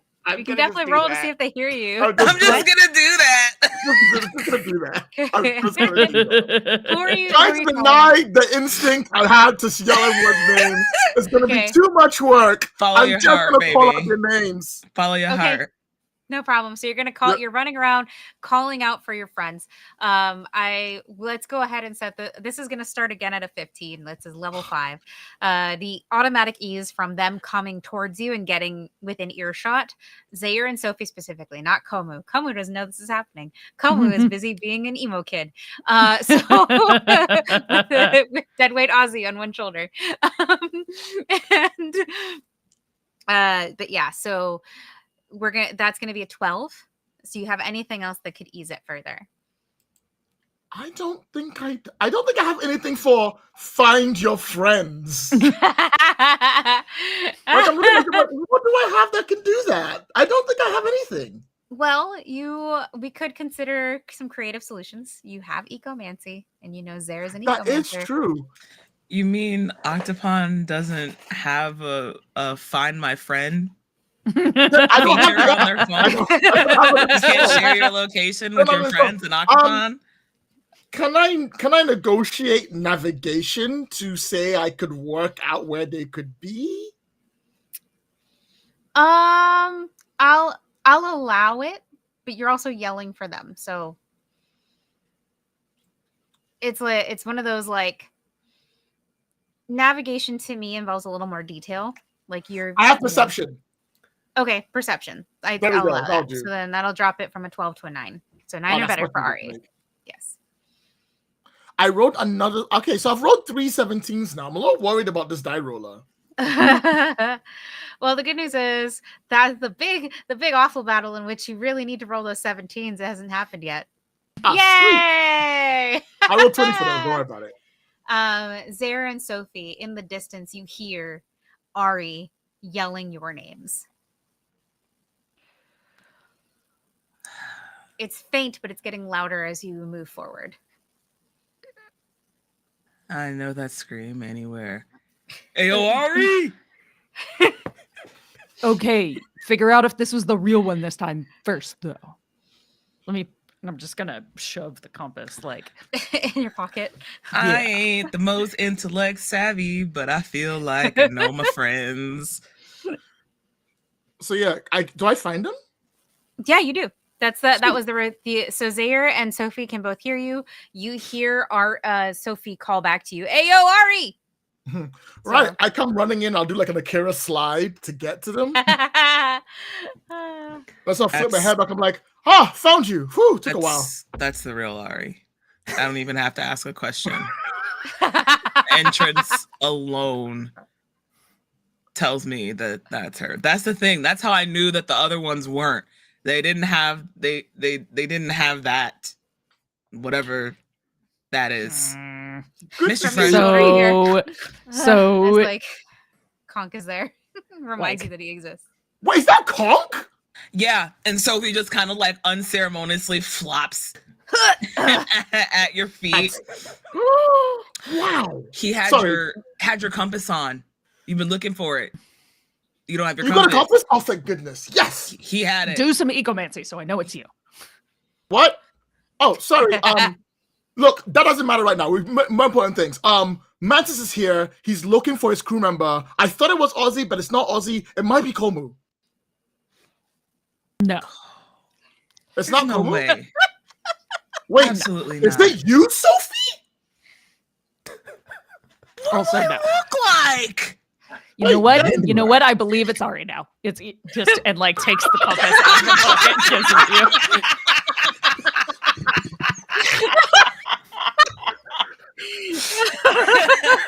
I love the degrees of all of us being like, we actually don't even need to verify. We know this is Ari without a doubt. Yes, 110%. The role of Dova today will be played by Salvador. Wait, Yay! so if it's not Komu, it's not Ozzy, it's not Sophie, it's not Dwayne, it's probably not Cassandra. I would have thought it was Dwayne for sure. The Rock? Hey, quiet you. Niddler did previously sail with Bloth. That is true. Oh, was it Nidlin maybe? And no, it's still not Niddler. Then who's left? Sophie, like, slowly turns to Zaire. If she's not going to get it on her own, I'm not going to tell her. Oh, you're who he's looking for. Oh, you were. I guess you were evil or something, and now you're good. So I it's was all never good. evil. Okay, that's fair. It's his kid. What? Look at you don't see the resemblance? Resemblance between who and who? Ari's never seen Bloth, so Ari doesn't know. Ari's only ever heard description. Sugar.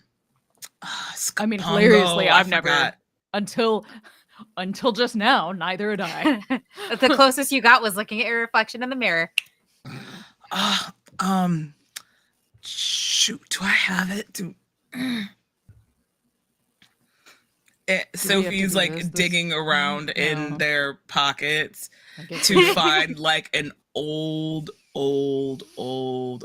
wanted poster with this very crude drawing of Bloth on it that looks kind of familiar. Like looks, it you can tell it's Bloth, but the accuracy may not questionable a little bit. You know what? They got the beard exactly right, and I think that's all we need here. And Sophie will like pull it out and unfurl it and then stick it next to Zaire's head. And Ari's like, yeah, but he's cool. Wait, is your father Bloth? Shh! Stop screaming. Sorry, is your father Bloth? I mean, depends on your definition of father. I feel like The father Reaper needs of to be Oceans? present, actually care about the Like he's a kid, like deadbeat. raise them. The harbinger of sin? Hey, we don't choose who our parents are, Ari. The desire for blood ties? The bringer of forsaken tears? The taker of sunken lives? And the deceiver of captain pirates? of and This the is captain absolutely of the Ari. pandemonium. She paused for a second. She looks down. She's like, oh my. And for the first time, she actually swears. And she goes, no, and then she holds her mouth like, Ooh, I heard it. I heard it. You said it. You said it. You said it. You're gonna make a sailor out of you yet. You said it. Okay. So, like, Just like the a real deceiver pirate. of pirates is your dad. Yeah, but he's cool. The collector of broken souls. You know, every single time you mention another name, it doesn't change the fact that that's their paw. No, you're right. No, sorry.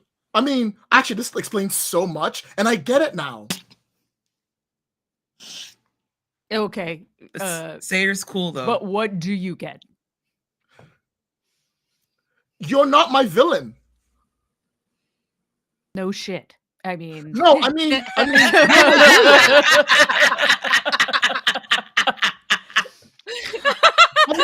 it's you. You're the hero. You're the one that's supposed to do the whole big cool thing. You have, like, you know, like, we're like opposites, but the same person. Like, we both don't want to follow our family's trade line. We both don't want to be tied to destiny. We both want to be more than our fathers made us. Although my father is the, like, you know, the rule of Octopon, and yours is, like, you know, the carcass of the literally Mercy. do want to follow your destiny, and you do want to be what your father made you, and you do want to find all the treasures of rule to rid the world of Darkwater forever. No, you don't want to rid the world. Are you the villain of this story? No, we want to do that. Me and you together, we'll do it. We'll save the day, and then we can be more than our fathers are, right? Right, Sophie? Como, you okay? Komu is not there. Oh, Komu's still wandering the forest. Actually, for once, I actually think you're right. Thank you. Wait, what do you mean for once? Hold up. Now, hold on. As you, and that's the perfect spot to cut away from you guys. Yeah, it is. And can I do one more thing? Can I do one more thing before you go? Sure. I'm like, sorry, it's just I've had a really long day and I can't really think straight. It's probably the poison. What? That's right. Oh yeah, by the way, and I collapse. Yeah, we forgot about the poison this whole time. Because the Constrictus has a venomous bite. Ren ended up poisoned as well. And it's because I think Ren in the show faced the Constrictus 3 separate times, and the third time he got bit and it hurt. And as you look at Ari's arm, you see the blood coming from the Constrictus bite. Yeah, woo! So that's what you guys see. Moving back to Komu, you're just moving through the forest. So I've been following these runes. I like to flavor it such that I've been walking through, and it cuts back to Komu saying, and that is the entire story of my life, which I've never spoken to anyone else. And I'm just using this opportunity of Ozzy being unconscious to unburden myself, and nobody will ever know all of the mysteries. Telling your deepest, darkest secrets to someone who is deeply unconscious is. I love this for all of us. Then when I was 12, I didn't get the pony I wanted for Christmas, and I never thought of Christmas the same again. I feel like Ozzy is gonna have this as like a dream or something, and we'll know a bunch of random crap. So and now you know why they called me the Pirate Slayer.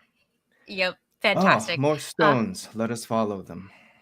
As you kind of unload this story and sort of come to begin sort of the process of moving through these memories and the pain that's associated with them, the ground almost seems like it begins to slope downwards, and you find yourself walking almost in like a downward spiral. As you continue, and by the time you finish the story, you find yourself in what appears to be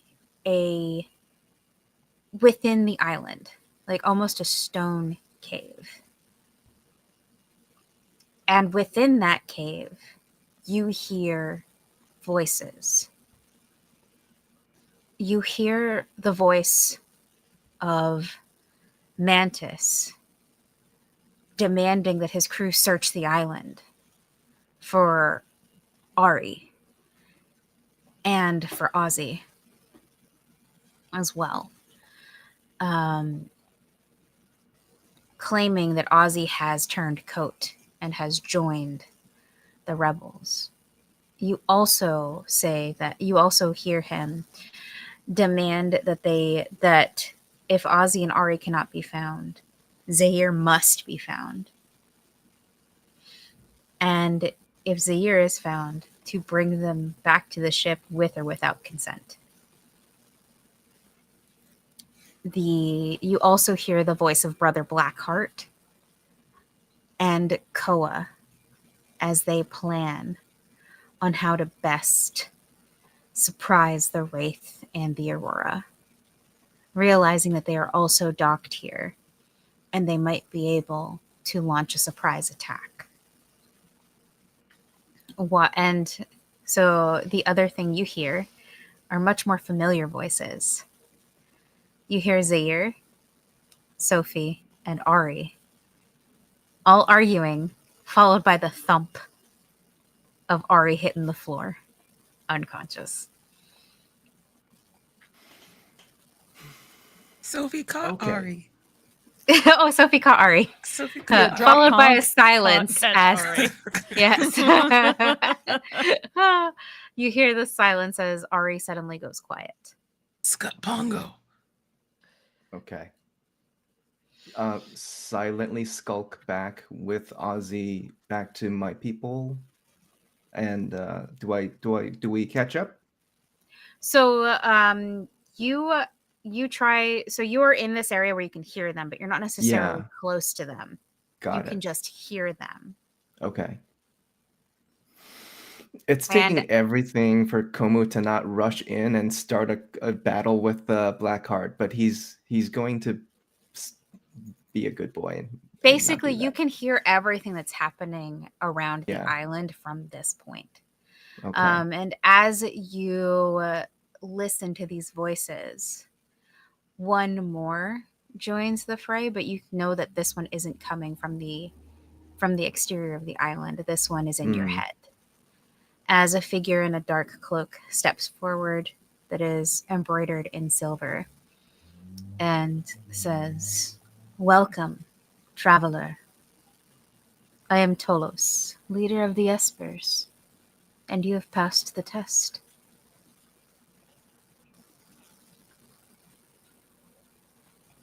If these people are here, your people are in danger. We are aware.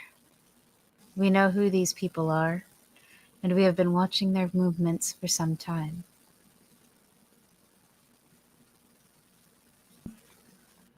Are you in need of assistance? He looks to you and he says, "I am sorry to tell you that your friends must reconcile with the past before they can find this place."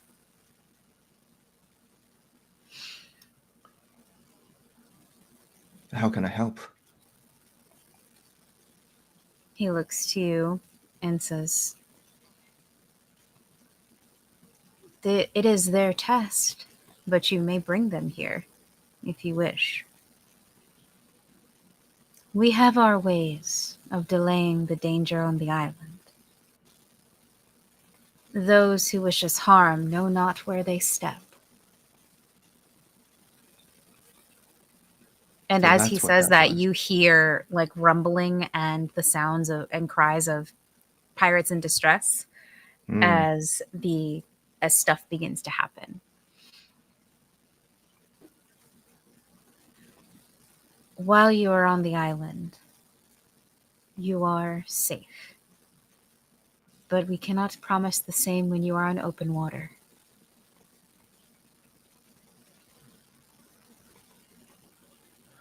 Thank you. I have to get back to my people. I need to protect them. I need to protect Ari. You can protect them by bringing them here. It is And the that's heir what of I'll do. Octopon. The heir of Octopon must find their way here and must do it in accordance with the trial. It is the only way. So they must fight the battle alone, but I can protect them while they do so. Is that your meaning? He takes a breath and says, and puts his hand up. You are a fighter. You and the other fighter among you have known only violence. This is not a place where we allow such violence. This is a place that requires astuteness of the mind. Your mind might be fortified, and you are wise enough to understand that if you do not reconcile with the past and acknowledge your pain, there is no escape from it. The others have not yet come to this realization. 2 of them carry the legacies of those that came before. And until they can properly shoulder the weight of that, they cannot find their way here. And the 3rd, until they can reconcile with the pain of the person who is missing from their life, they also will not be able to find their way here.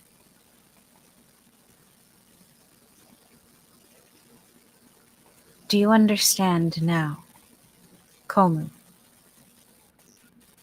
brother of Ios and Solia? Yes.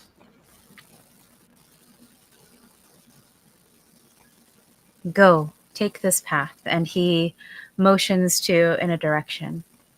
It is shorter than you think to get to your friends. Thank you. He nods, and you are now you find yourself on a path. Like as you leave, you find yourself on a path. And this path, on this path, you're following essentially the voices that you heard. Zaire, what are you doing now that Ari has passed out?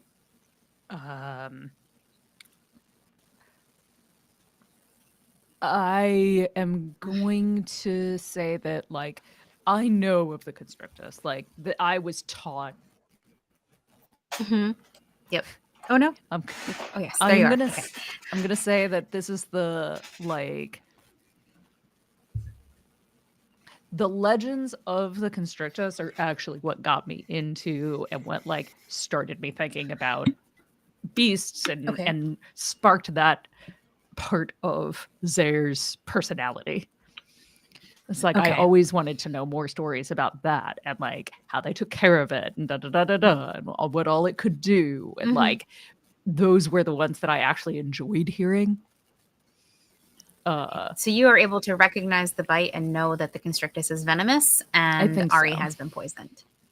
So that you can, based on your beast lore knowledge stuff, that's not going to be a role for you. You just know that stuff. That just happens because it's no effort at all to know that. The real question is, what are we doing with I'm that going information? to put... I have like no first aid or anything like that, but what I can do is put Ari in stasis. Okay. To like stop any of the poison or the venom from spreading further throughout her body. Unless, Sophie, do you know first aid at all? No. Did you leave the chalice with anyone? Komu has the chalice. Okay, so I'm going to put Ari in stasis until we can find the chalice. Okay. And as you are working to do this and ensure that Ari is okay, Sophie, Zaire has made you aware that I assume, are you telling Sophie? I don't want to speak for you. You are aware that this is a Constrictus bite. The Constrictus is venomous. Ari has faced down a huge legendary creature and somehow survived, like her dad and Conk. Although she, whether or not she keeps the limb, we'll see. But yeah, so Komu, this is the scene on which you walk into. Yeah.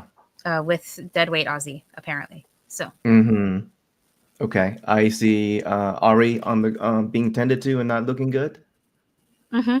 Correct. Okay, go and I immediately start looking over Ari. Is this dark water? What's going on? Constrict his bite. She was on the pandemonium. I take out the chalice. Does anyone have drink or some means to use this? Hey, Pour one out for the homies. yeah. Sophie opens a flask. Yep. Love it. Okay. I am not an heir to Octopon.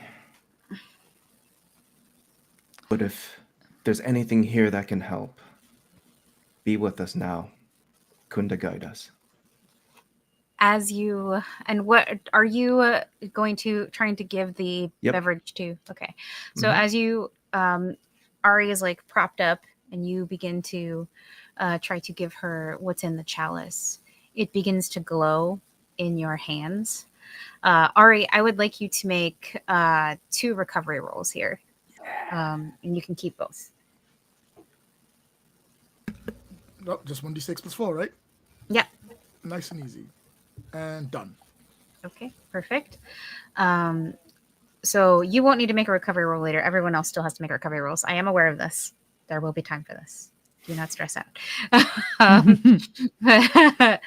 But yes, so Ari, you are able to regain consciousness. The poison has been cleared. You are no longer suffering from poison.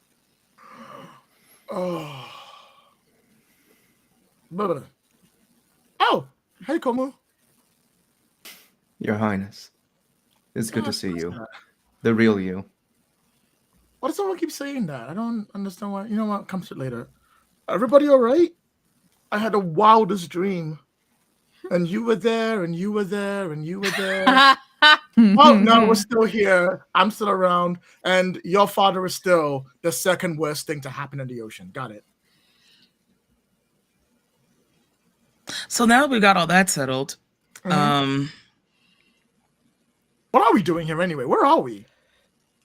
I mean, this Island is of the the island Espers. of the Espers. There Oh, was snap, another yes, treasure of oh. rule, yada, yada, I yada, yada. forgot. Listen, it's been a long day, okay? I just met Mantis. Crunk is alive. We met Which the god begs the Apocalypse. question. Yeah? Mantis is alive. Krunk is alive. Mhm.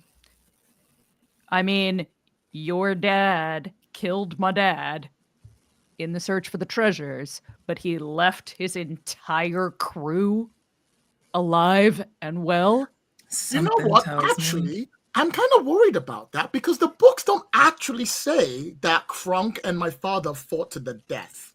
It's conch. There's no R. But Conk wouldn't have been Oh, my God. Yes, like yes. it was. Conk's not my dad. Gotcha. Oh, yeah, good point. No offense, Conk. I'm sure you probably are a very, very nice father.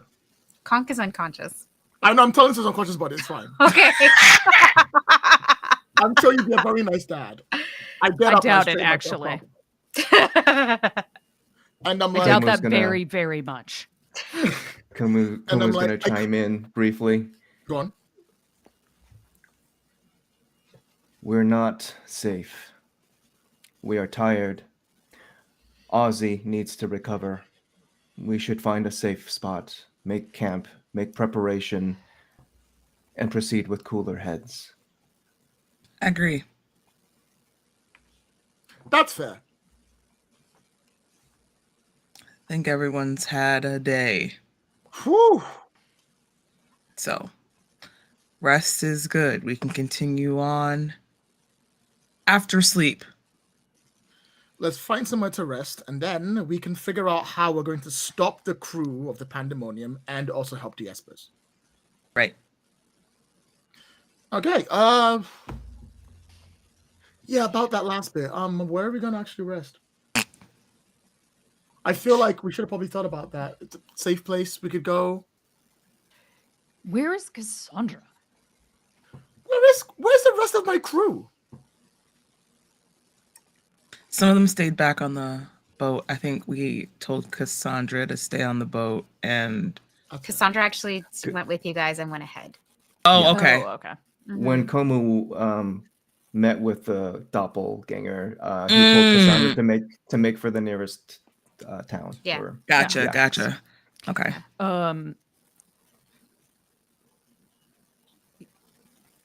You know what? I am very, very sick of.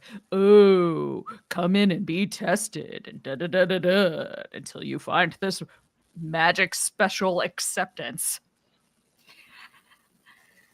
Wait, who said that? Oh yeah, Esper Island. I suppose you're right. I didn't think about Well, that. Cassandra did mention that you guys had to pass a test at the beginning. And then Very Komu good. had said something when he came out of it the first time, I think, and it's. I don't know. Well, we can't figure it out here. So can we go find where this test place is? Maybe we can sleep there. There must be a place these espers have beds, right? Do espers sleep? Yeah, they no sleep. means of contacting the espers. Perhaps you can try, Ari. Wow. Okay. That's a good point. Okay. I'm gonna try and reach my mind out to the espers. Just give me some room. Give me some room. All right. Oh, I mean, you had that mental link with Cassandra before, didn't you? yes, but Cassandra put that on me. I don't think it works the same way. I don't think she's in my dreams. Also, I'm most sleepy sometimes.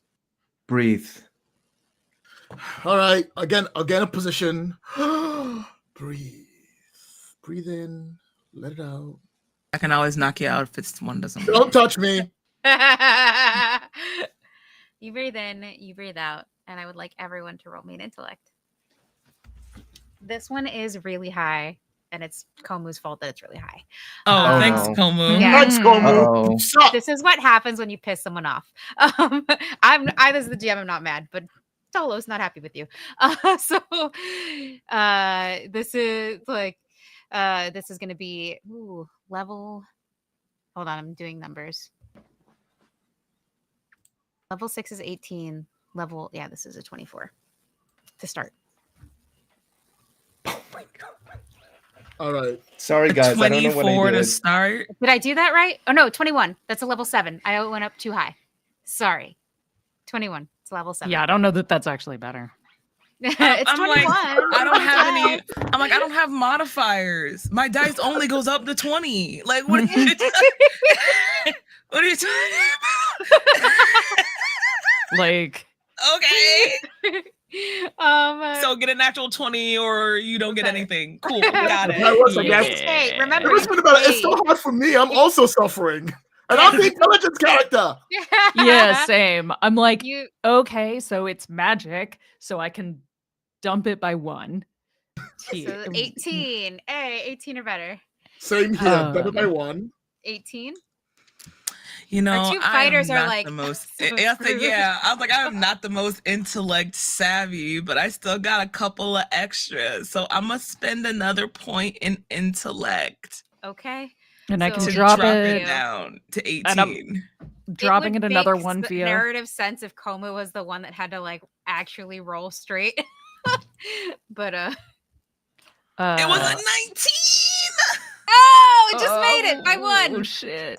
I'm dropping it by another 1 with intellect, so that's dropping it by from 2. an 18 to a 15. And then Glad I dropped it. yeah, let's hope we roll high, because I don't have that much left in my pool. Right. Yeah. I'm like, golly, Crying. over here making rolls by the skin of my ass. 14. 14. You did not make it. What did you roll? I rolled a 3. I'm like, I don't get it. I don't get it. I just recently watched a TikTok that used the same soundbite of me and my friends gonna fuck you up. I rolled a 1, I rolled a 1, I rolled a 1. Literally. That's exactly Yeah. That is exactly how it goes. Wow. What did Komu roll?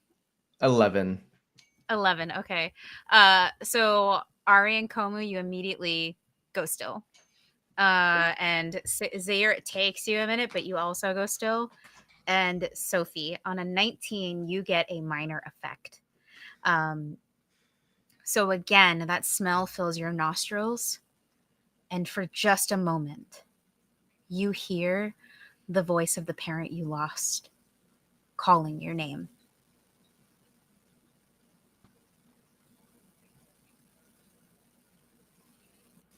Huh? What? I hate this forest. And then you look around and all of your friends are kind of spaced out. Oh, not again.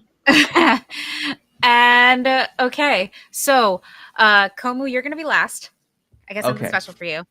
Ari, Sorry, guys. we're gonna start with you.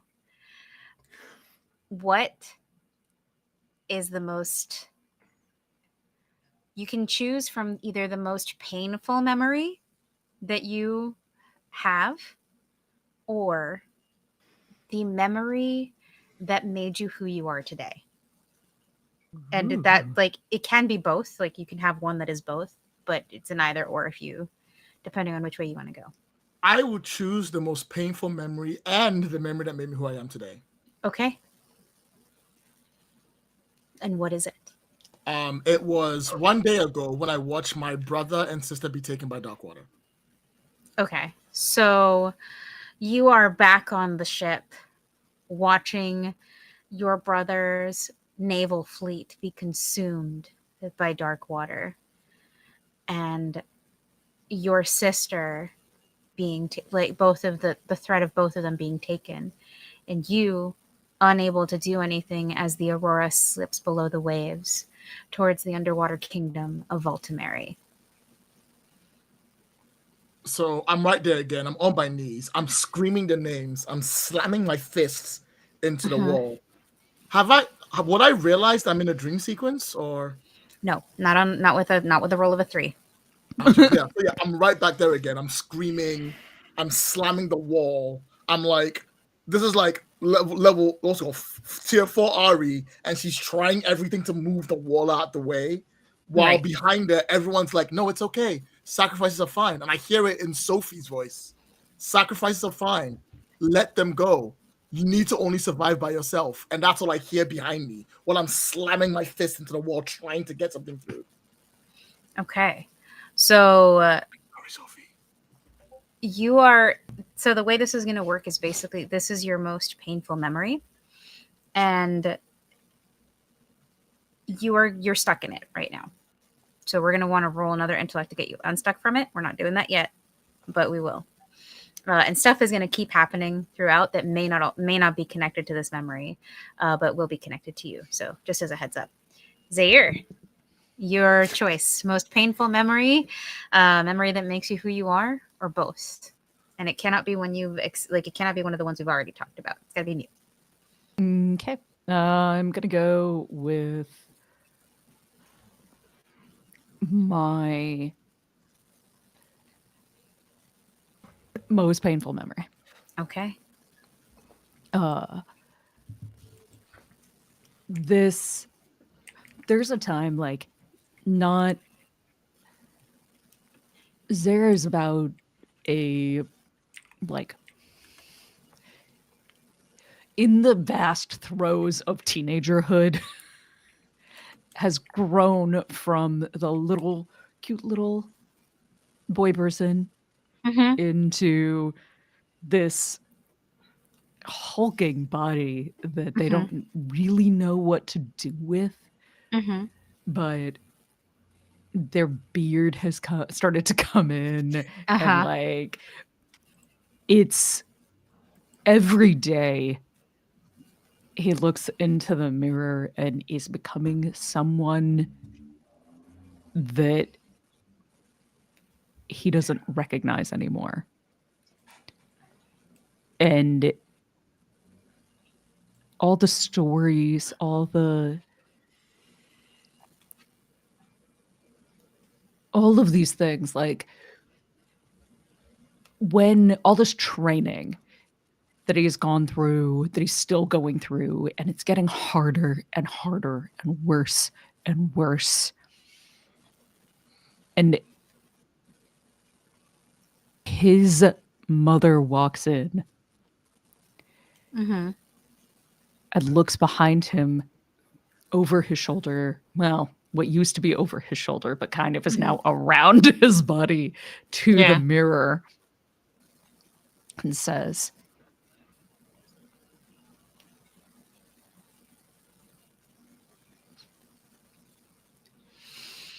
I always loved you, Bloth. And now you'll have your legacy, your vengeance.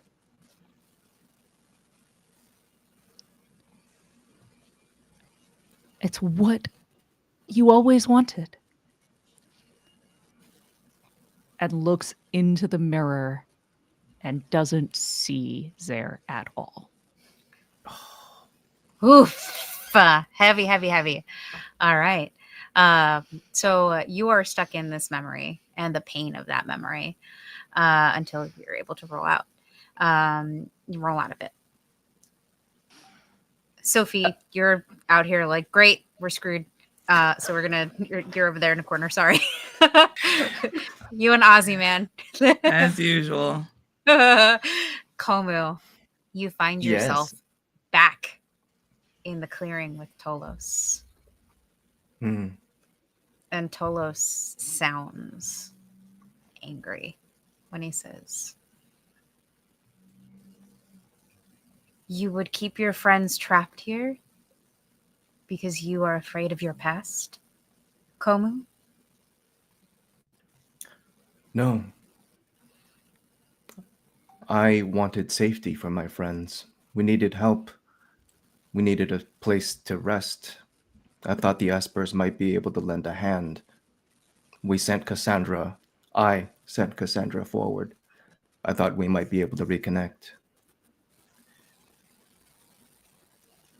Cassandra is with us, and Cassandra is the reason that I deigned to speak with you.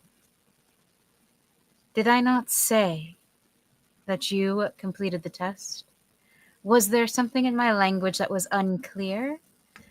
All things considered, there is a reason we use telepathy rather than language. I understand I passed your tests, but my friends, my family, did not. I needed to help them. All you had to do was tell them the answer, Komu. Do you not believe that they are capable of reconciling with their own past? I thought deeply about this. If their reason for facing the past is that they want to leave the island, then they are not facing the past. The pain has to be real, and they have to choose it. Not for a want of escape, but for the need to feel their pain. And Komi is crying at this point. I understand your lesson. Tolos is very stern when he says, it was not to escape the island that they are undergoing this test. They are free to leave at any time. But whether or not the world of Myr succumbs to dark water hinges on their ability to reconcile with the past. The Stormborn has been able to resist thus far. But the other two, they must pass. And you will sit here with me until they do. Very well. I meant no offense. Tolos looks down at you, and you can tell he's offended, he is pissed, but he's not unreasonable. He's very much a creature. Yeah. Like very much like I am disappointed in you vibes, disappointed dad vibes, rather than like actual like I'm gonna punch you in the face. So Komu, you are stuck with Tolos. Cool. You will not be able to roll. You are essentially unless the only way you're able to like kind of get out of this is if Ari and Zaire are able to reconcile. Sophie, I'm going to ask you to make another intellect roll. the spell is going to try to grab you again. Why am I being tortured? Just Because Kalmu done put his foot in it, all right? like what? Where are the mechanics where if you pass it, you're immune to it for an hour? Where's that? GM, That is, yes. can I do something that's going to influence Sophie's role? You absolutely can. Teamwork I'm in the makes middle of my the dream nightmare, work. right? Yes. And it's terrifying to me. And all I Yep. hear is Sophie's voice. But Mhm. I think a backside of me is going to realize that the Sophie's voice I'm hearing isn't the Mhm. Sophie's voice I know. And Okay. I would like to pull Sophie into my test. Okay, you want to try to pull Ooh. Sophie into your test. Yes. Okay, so full disclosure, the failure of a roll is what sticks you in the memory. So Sophie would have to choose to fail in order for that to be able to happen. Which is fair. Can Sophie realize it's going to be with me so they can choose? I don't think there's a way for Sophie to realize that. All Sophie knows is if like you get sucked into a memory, because that's experienced. That's something that Sophie has experienced. Gotcha. So Okay. yeah. Okay. What's the what am I trying to hit? 21. Come on over, baby. I'm sorry. Again, you can. Just dwindling my little points right on down. Gonna Now use it's an it again. 18. Yeah. Just want a 20 problem solved. Listen, it's just gonna be hot air and rocks up here by the end of it if this is how it's going. Losing Just brain cells. gravel, literally multiple at once. Oh no. I'm sucked in. That's a 5. Oh! All right, Sophie, those familiar smells and that voice overwhelm you. Tell me about Party trip. what is your most painful memory / and or the memory that made you who you are? The memory that made me who I am. Sophie is maybe 14 or so. And she's just begun to start learning how to fight from one of her parents. Okay. Cause she's been kind of like bullied in the local neighborhood. She's still kind of small and scrawny and lanky, and doesn't really have a lot either. Either this is kind of like before the tavern like really kind of took off. Mhm. So it's very much she's like coming home from school one day and the neighborhood bullies are just having a good old time and like just knock her down and hit her, and when she falls she lands on this really jagged piece of rock, like open piece of rock that like cuts deep into her side and like twists her leg around. It's kind of like the most pain I think she's probably ever experienced at one time. And she's just screaming and crying and is really kind of unable to defend herself. Okay.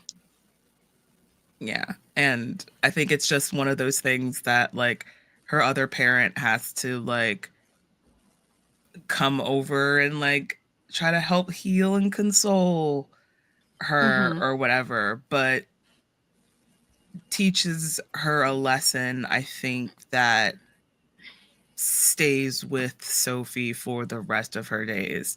Okay. is we fight not only to protect ourselves, but to stand up for smaller people. Okay. Stand up for the people that can't actually fight for themselves. All right. So that feeling of helplessness, but also that lesson, are kind of jockeying for position in your mind. Going back to Ari, you are watching Komu, or not Komu, you're watching your siblings still screaming, still doing this. I am going to ask you to roll an intellect here to get out of it. If you are able to get out, we are going to talk about how you reconcile this memory. Because I think with this memory comes the weight of who you are. The heir of one of the heirs of Octopon, and given how far you've come in finding the treasures of rule, the heir of Octopon, the chosen of Myr. It's the kind of this reality that you've been sort of trying to deny and say, oh, but it could be my siblings also, when the reality is that it was never their destiny in the way that it was yours. So go ahead and make your roll. What's the difficulty? The difficulty is a 21. You're welcome to use as whatever you can to bring it down. I'll use my magic to drop it down by 1. 18. I have 3 edge, so I'll spend 3 to drop it down by 1. Okay. 15. Can I keep spending intellect? If you have the points, I'm not like you. I have the point. I've been very good at that. I'll spend another 3 to drop it down by 1. 12. I think you got one more after this one. Yeah, I think that's the best I can do. What I have. All right. 12 is not bad. 12 from a 21 is a heap better than Sophie, who's like 18. I'll take my 13. Okay. So tell me how you are able to reconcile the pain of this memory. So here's the problem. I don't think Ari can reconcile this unless she speaks to Sophie. Okay. So what she's going to do is she's going to turn to Sophie and she's going to speak to Sophie. And I would like to have that conversation with actually Sophie. But Sophie's in a dream state right now, and I don't know how to make that work. Don't worry about it. I got you. All right. So you turn to speak to Sophie, and here's what I would like you to do. Tell this version of Sophie everything that you want to say. And when it's Sophie's turn to roll out of it, Sophie, you're going to end up we're going to stick you in there. We'll find a way to stick you in there. But yes. So go ahead and, Ari, give your speech. Okay. So I turn towards Sophie, and the first thing I say is, shut up! And when I say shut up, the whole dream sequence thing freezes, and I sort of catch my breath, and color kind of returns to my face. Okay. And I'm sort of going, I know what you said was right, but I don't see it that way. No, I know they laid their own bed, they should lie in it, but they're my family. I know no matter what I say, your actions got us this far, and had I gone out there, they'd have died, and we would have died, and no one would have been saved. But it doesn't make it better. It doesn't make what happened any good. Because if it was you, I would go out there and save, regardless of what the problem was. And I know this whole destiny thing and importance and lines and we have to save the world and all that is important. But what's the point of saving the world if you can't save the people you care about at the same time? I want to live in a world where compromises don't happen, where we don't get to have to choose what's the right or the wrong way. We do it all. I want Darkwater to be gone, and I want my family siblings to be there. I want to be a princess walked upon, and I want to sail the rest of the seas with you. I want you to be my best friend, but I also don't want you to be my best friend, and I want everything at once, and my greed is driving me to a point where I don't understand how the world works, and I try to hide it by being happy and saying happy things and moving on, but I can't forget that my greed is not enough to save everyone. So can you just help me not be like this? Just Okay. once? Awesome. Sophie, hold on to that for when we get to your role. I got an idea while you were talking. Perfect. I love this. Zaire, hi. Hello. Hello. Yes, Ari, you will break out, but we're going to probably do it in tandem with Sophie here. Zaire, you are currently living your most painful memory. How are you going to reconcile? Well, not yet. You have to roll to get out of it. So right now you're at a 21. What are we going to, how are we going to make it? Well, the magic drops it by 1. 18.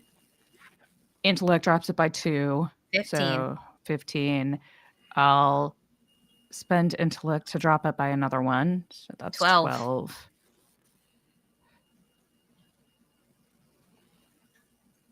And then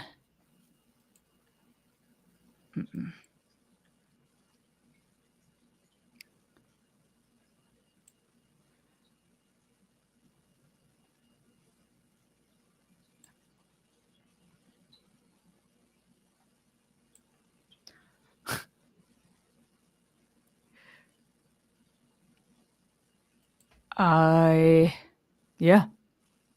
Okay. 12 or better.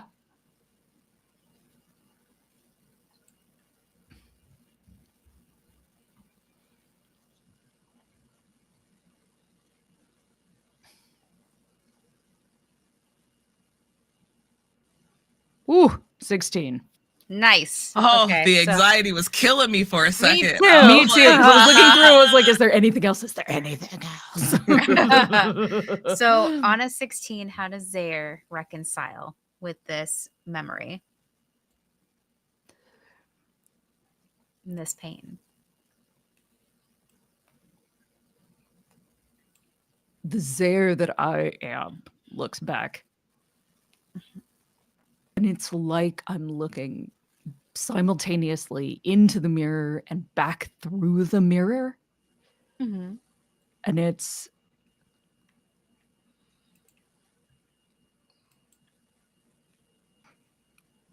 that there's this moment, like I've been so angry for so long, and it's no one sees me. But I can't make them. I see me. I see the me that isn't Bluff. I see the me that befriended Nova. I see the me that chose this crew. The legacy of Bloth and his quest to take these artifacts, to take these treasures and hoard them, I can use to take these treasures and rid the world of Darkwater with Ari. And as you think of the people that can see you, that you can see you, as you think of that, you also see Sophie and Komu and Ari, who never once realized who you were until it was stuck under her nose. She always saw you for who you were. And you are dropped back into this forest clearing. And for the for the love of Sophie, I will allow you to help Sophie in any way you see fit to ease this role for them.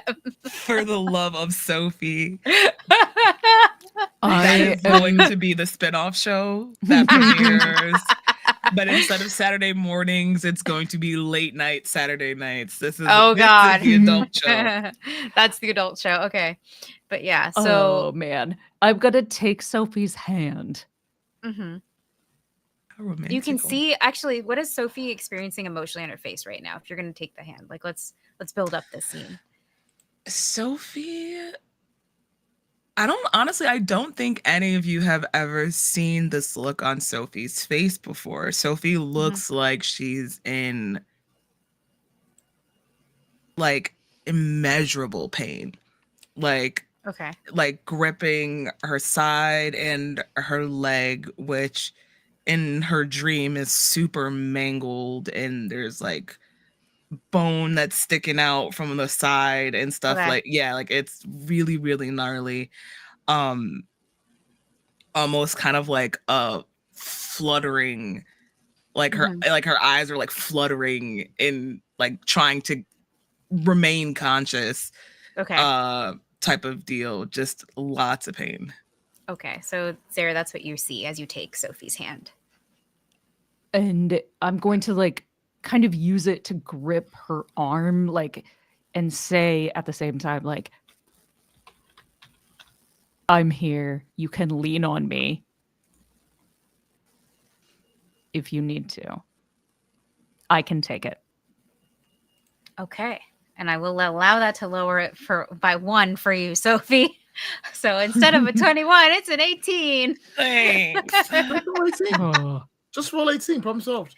Just roll an 18. Natural 20. Natural 20, and everything's fucking fine. Yes. Is there anything else you want to use or spend or do before we roll?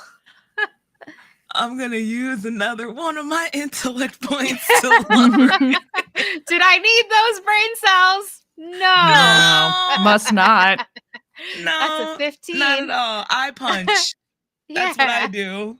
Can't you just punch the dream away? Go. What if I just punch everyone to heal all of our relationship problems? That's how that works, right? Yeah. That doesn't do jack squat. That was a 9 again. So yeah, you can spend an XP to re-roll it. Oh, okay, I'll do that. Yeah, because you were given an XP. So that's right. I forgot about that XP. Okay. I helped. Yay! Thanks, bestie. Natural 20. That is a 14, unfortunately. It's higher higher than a 9, but it's higher a 14. than a 9, but not enough for a 15. Okay. What if I spent 1 more XP and tried? All right. We do take the higher of the rolls, so even if it's lower, we'll still stick with the 14. So you're not it's not a total disaster. But come on, 1 more. If you're gonna spend another XP, let's re-roll it. Let's see what you get. I love how it took us to the penultimate episode to realize we could re-roll dice. We're like, oh yeah, we can do this. It's gonna be a 14. Right. It's gonna be a 14. The dice this is what I get. Typically, when it happens like that, I'm like, the dice are telling a story. Don't push it, Sam. Mm-hmm. And I pushed it, and the dice were like, what do we tell you, bitch? So here we are. A cardinal rule here. So because the dice are trying to tell a story. You missed it by 1. So I will say, like, because Ari is talking to you and reaching out to you, I'm going to say that eases it so that it takes it down to a 12. And you, and so anyone who has a problem with that can go play their own game. I'm writing a complaint right now to Cypher. Excuse me, I watched the game of Cypher Dark and oh my god, I cannot believe what the GM is just making up her own mechanic. She's not even following what's supposed to happen. You are Critical Role. You can't just make up rules and feel like make up rules. Cool. You have to follow them. This is such a Reddit thread.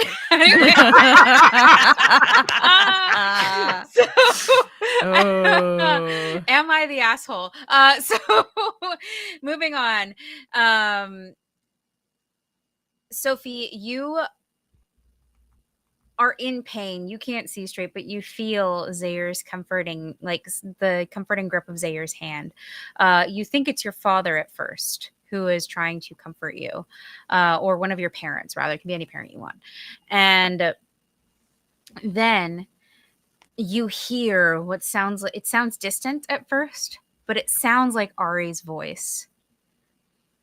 And when you blink, you are in the you see Ari, and Ari is physically having the conversation that she just spoke in that memory, and you kind of both come to at the same time. You hear the entirety of what Ari has to say, but like at the end of it is when you both kind of clock that you're in like you're both back in reality.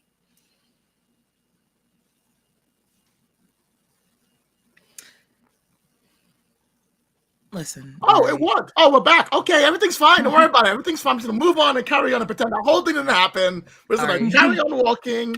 Everything's Ari. grand. How are you? Let's talk for a bit. And Sophie will pull you off over to the side. Before we get into this Oh, scene, go ahead.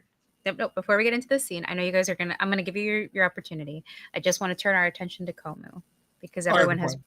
Yeah. Yeah. Komu, sorry for that. Yeah. Komu's sitting in like this mental prison that Tolos has put him in, mental timeout, if you will. Tolos looks to you and Komu and says, "It would appear that you didn't give your friends enough credit."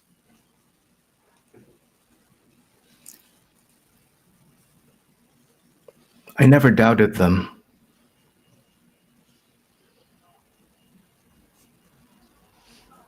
And yet,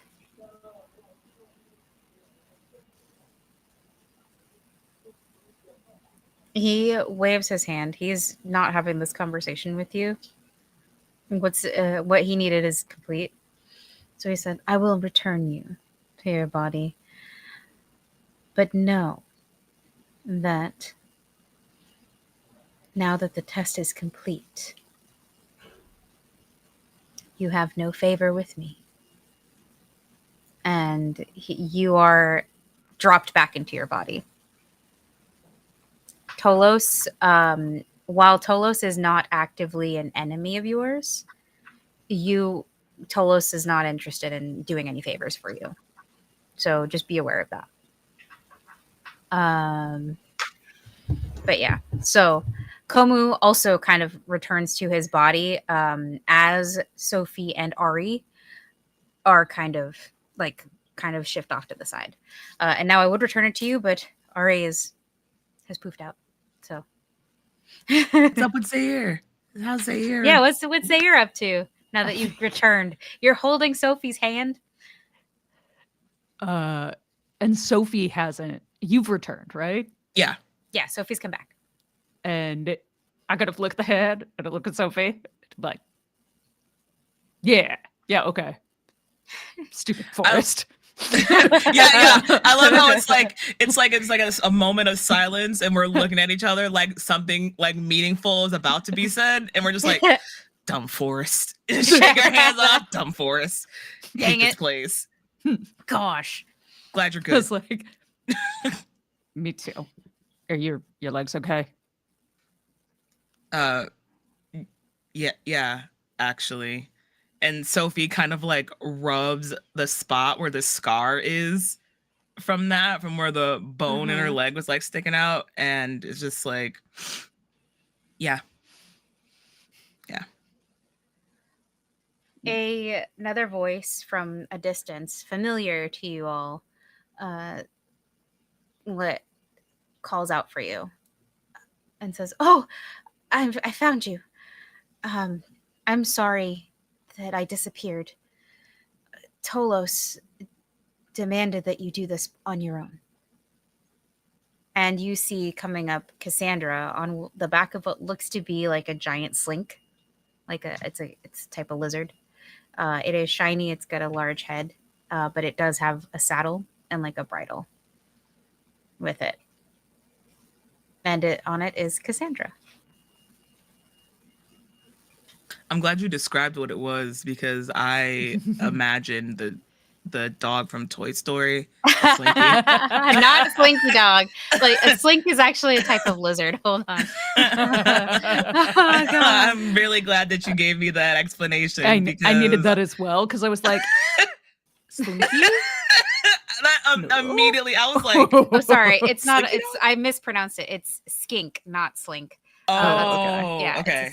So it's a really Well, I'm pretty gonna personally lizard. call it a slink. Okay. Well, maybe its name will be Slink. Slink the skink. So I'm gonna post it in the chat so y'all can see how cute the little guy is.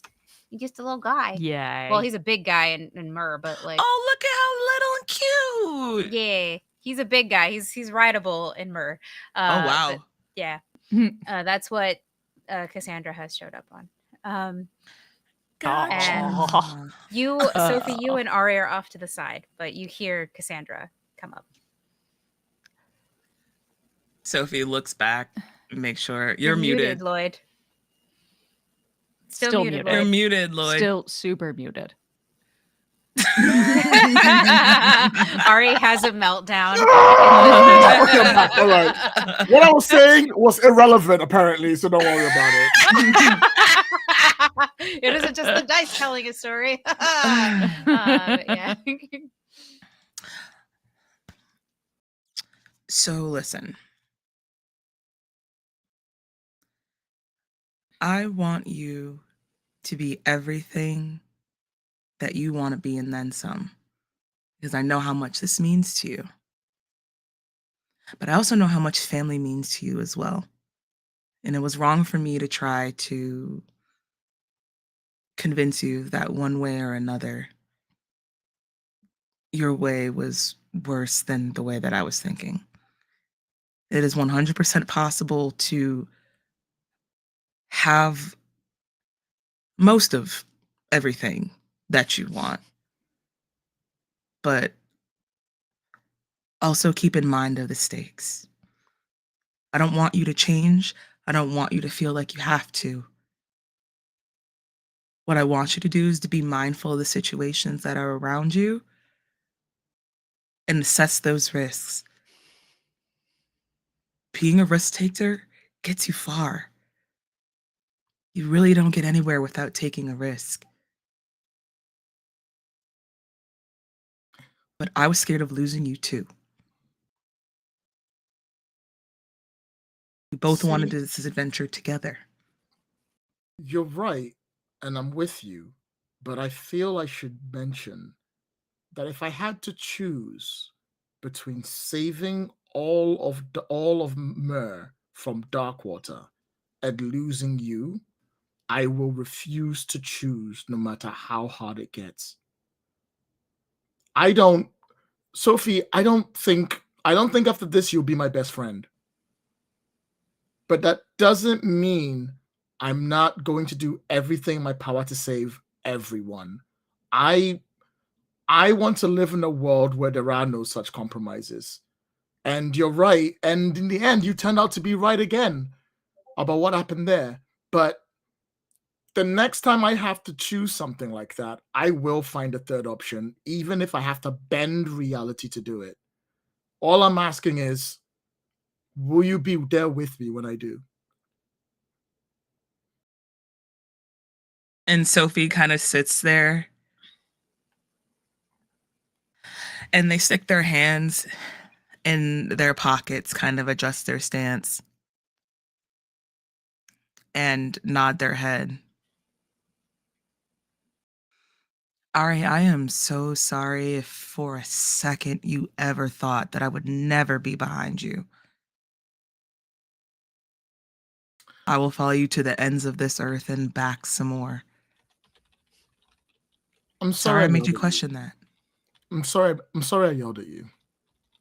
I won't yell at you ever again. You don't have to apologize for that. I get yelled at literally all the time. I work in a Yeah, bar. but like it's different when it's from me because like, you know, like I mean it. I fight in underground fight rings. I'm pretty sure everybody that yells at me means it. Yeah, but like they aren't a Princess of Octopon. I mean, come on. Fair enough. Okay. Thank you. Finally, you're on my page. About time. Hey, Excuse Sophie? me. Sorry, I don't mean. sorry, to 1 interrupt second. this. Yes? Oh, yes. Ari, Sophie, I'm sorry. I know you're deep in conversation about. Oh, we were. You are really, interrupting really us. I hope you know important, that. Right, really important topics, but we are on a tight time What's up? limit, and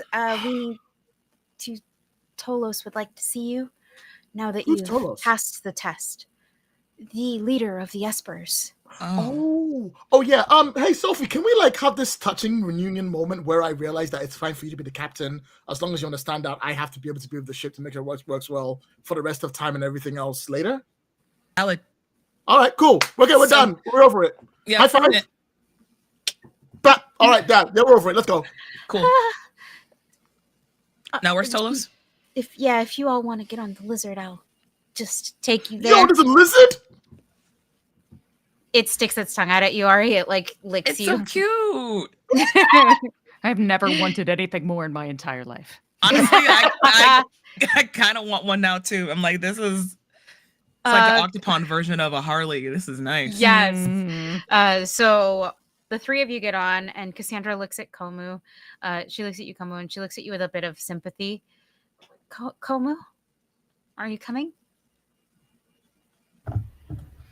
Wordlessly, yes. She nods, and like she kind of guides you back to the place that Komu that you are familiar with. This place where you can hear all of these voices, and you can all hear the pirates trying to like wrestling with the island. Like you didn't necessarily, you know that they're here, they're on the island, but you don't like, you feel like the island is actively working to keep them from getting any further than like the shore. And waiting for you is the figure of Tolos, the head of the Espers, along with a number of other inhabitants of the island. You would consider them Espers, but they're people who live on the island. They aren't necessarily out in the world. And they just seem to be there as like witnesses, less like as more witnesses, as he greets you all and says, "Forgive me, but it is important that those who wish this particular treasure understand the weight of the responsibility that they carry. I am Tolos, leader of the Espers." I'm gonna interrupt him when he says his name. I'm gonna go, "Hi, Tolos, great. Ari, Zia, Ozzy sleeping, Dwayne as the Rock, Sophie over there, Komu, high five." Great. We know we're in a hurry. There's people coming in here. Could you give the Reader's Digest version of what's going on right now so we can get moving really quick? We're really Like the TLDR. quick version. Tolos gives you this look of, again, disappointed dad vibes. And he says nothing and says, "I have already said what I needed to say." Whoa! And motions to one of the people that like he is surrounded by, and they approach him with the box, and he opens it and very carefully pulls out what looks like a medallion. It's large and it's about like this. It's about as big as a small dinner plate, and on it is etched the world of Myrrh, essentially. And he holds it out to you. And you can see on closer inspection that it looks almost like a sundial. It's even got like a little raised thing on it. And he says, "The medallion of time. One cannot use it without reconciling with their own past. This is the final treasure that you seek."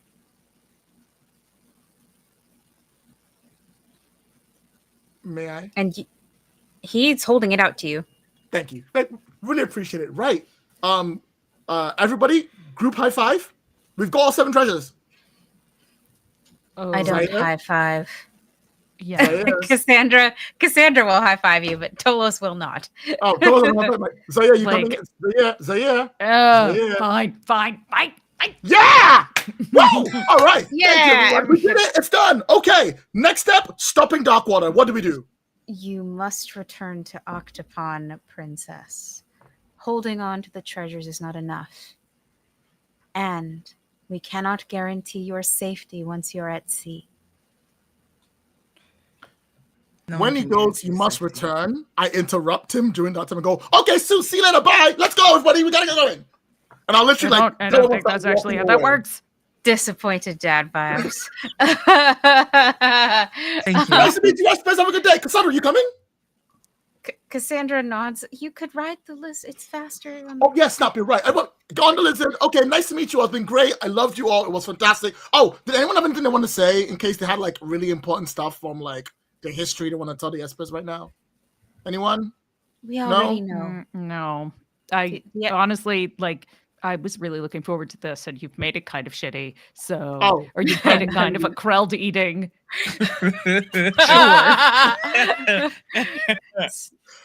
Really super sorry, but we're in a bit of a hurry. There's pirates after us. Let's leave these people alone so they can rest. Okay, bye. Disappointed dad vibes. One more time. But as you hop on the lizard, you hop on the skink the skink with Cassandra. Everyone else hops on, and you make your way back towards the Aurora and the Wraith to leave the Isle of the Espers. On which, perhaps you may return someday so Zaire can have their epic moment with the lizard. With the lizard. And you go to board the Aurora. And Cassandra stays on the shore with the slink. She dismounts with all of you, but doesn't necessarily board the Aurora just yet. She looks to you, Ari, and says, Ari? Cassandra? Do you really want me to go with you? Okay. I'm still kind of mad. You kind of abandoned my family to get him killed. I'm still mad about that. But the truth is, you are literally the most essential member of this crew. We wouldn't be here without you. True. Honestly, I'm really secretly doing it, so we're hoping you bring the lizard. The lizard is absolutely allowed. I will forgive everyone for everything if you just bring that. Honestly, just bring the lizard. You're good. Just get the lizard on board, and you are in like 100%. I'm just saying. Think about it. Cassandra kind of laughs and says, "I'm sure Slink would like to come, but well, there's something I should tell you before we leave." Oh, sure. I promise I'll keep it short. I know we're in a rush. The big secret with Espers and the Royals of Octopon, typically the Royal will bond with an Esper. Not in a romantic sense or anything like that. A metaphysical sense. Okay. Although, I'm sure there's Sophie was like, I'm sure there's that maybe that's happened at some point. It feels like mana transfer. Anyone? Sorry. No, but that's not what I mean. I just mean that when you connect with a royal, it kind of means that you are destined to work with them. Oh, sorry. Did you connect to my sister and brother? Just to you, Ari. Is that so? Do you want to be connected to me? Like, I feel like it's a consent thing. Want to make sure you're okay with it. I could really use you right now. You're asking if I want to? Yeah. Do you I didn't know I could say no. Yeah, you could say no. Why would this not be a choice? She reaches out and grabs you gently, by both hands, and looks you in the eyes and says, Ari, yes? I would like nothing more than to be your Esper when you are Queen of Octopon. That last bit we'll work on, but down, high five. Let's seal it a high five. High five. Hey. That took 20 years, but that first half, we're totally doing that now. That's it. So you... Oh, sorry, stop right there. Does this come with the lizard? Yes. Okay, wait, let's go. The important just covered. Yes. So, and meanwhile, Aya, Zuli, and Jode are all watching you Scott Pango, can we go? Are we able to leave? Sorry, we're coming now. We gotta get the slink on the ship first. Oh my god, Uncle Miles is here. Yes, and the Aurora Yeah, we're gonna finish up. I'm hugging him, saying hello. That's it. Yeah, he says hello. He wraps you in a hug. You can see that the Aurora has been repaired. Both of them have undergone repairs. That is what they have been up to. Also, for next session, you will be able to make your recovery rolls. You finally get your opportunity to make those. You're gonna need them. Thank God. You know. Anyway, the slink kind of like wades through the water a little bit, and then you see them like kind of climb sideways onto the ship on board, and with Cassandra kind of on it, kind of guiding it. So yes, you now have Slink the Skink on your ship, and Yay. yeah, along with Niddler, who is there, and Jenna and Kadan, who are recovering from being exposed to dark water. But currently, all of you have collected all of the treasures of Rule, and we watch both ships sail off into the ocean, heading back to Octopon. And as you both sail off, we see the dark shadow of the Pandemonium as it begins to follow you. A little worse for wear from the Isle of the Espers. And that is where we are going to end our session today. I'm sorry we went a little over. Our intrepid crew has found all of the remaining treasures of Rule. Now the only one thing stands in their way: the Pandemonium. Can they defeat the specter of the past and save the world of Myr? Join us next time for High Adventure with the new Pirates of Darkwater. Thank you so much for joining us today. We had a great time playing this wonderful Pirates of Darkwater game. I'd like to thank our wonderful chat mods for their hard work, because everyone and everything is wonderful today. And as always, thank you to our amazing Patreons who keep us ad-free and independent. I couldn't tell this story alone, so I'm going to throw it back to our delightful table, starting with the very stubborn Komu. Joe, tell us a little bit about yourself. You've already talked about your character. We want to know about you. Tell us about the real Joe. Oh gosh. There's an NDA. I'm sorry. Too bad. You can find me. You can find me at Unspun Tales at Blue Sky. Fantastic. Thank you so much, Joe. And next up, where can we find the delightful, the wonderful Sophie Sam Star? Tell us who you are and where we can find you. Hello, everyone. You can find me all across the interwebs, more specifically where the butterflies do fly blue, at Yay. Lust for Life X. You can catch me later on tonight on Transplanter RPG's channel at 8 p.m. Eastern, on Twitch and YouTube, doing the Chaos Protocol. We are all back together again, and it's a mess. Hey. You can also just follow me on social media, and you can get all my stuff that I do when I actually remember to update it, because I'm the worst with social media. That's me. Yay! I still haven't updated from Gen Con, so we're here. Anyway, that said, let's move on to our lovely person in purple. Pooja, tell us who you are and where we can find you. Hi, I'm Pooja. I don't use pronouns. You can find me on the internet as Forgotten Saves. If you want to hear me play more TTRPGs, you can find me here on Sundays in the Astral Circus, playing the astonishing martial sorcerer / warlock. Everyone's favorite, Thembo as they para. Yay! I have had such a fun time. Y'all are great. I love that we're doing this. Thank you very much for watching. Yay. Okay, and last but not least, the delightful, the amazing, the full of main character energy, Lloyd. Tell us who you are and where we can find you. Hi. Am I still muted? You are not muted. You are. We can hear you just Hi, fine. I'm Lloyd. I'm just a guy. Follow these people for far more cooler people than just me. It was lovely seeing you all. See you next week. Lloyd is a delight. Don't believe him. Anyway, so, and I have been Vixie Bell, your friendly neighborhood GM here at the Happy Jacks TTRPG table. Thank you so much for listening to this game. You can find me over at Vixie Bell or over at the Pocket Dragon Pub, where I run, play, and produce games as well. You can also find my face in various other places, to do that, you can follow me on socials at Vixie Bell, at Vixie Bell Cosplay, or at Pocket Dragon Pub. That said, I think that's everything I needed to say. Let me double check so I don't get killed later. Oh, yes.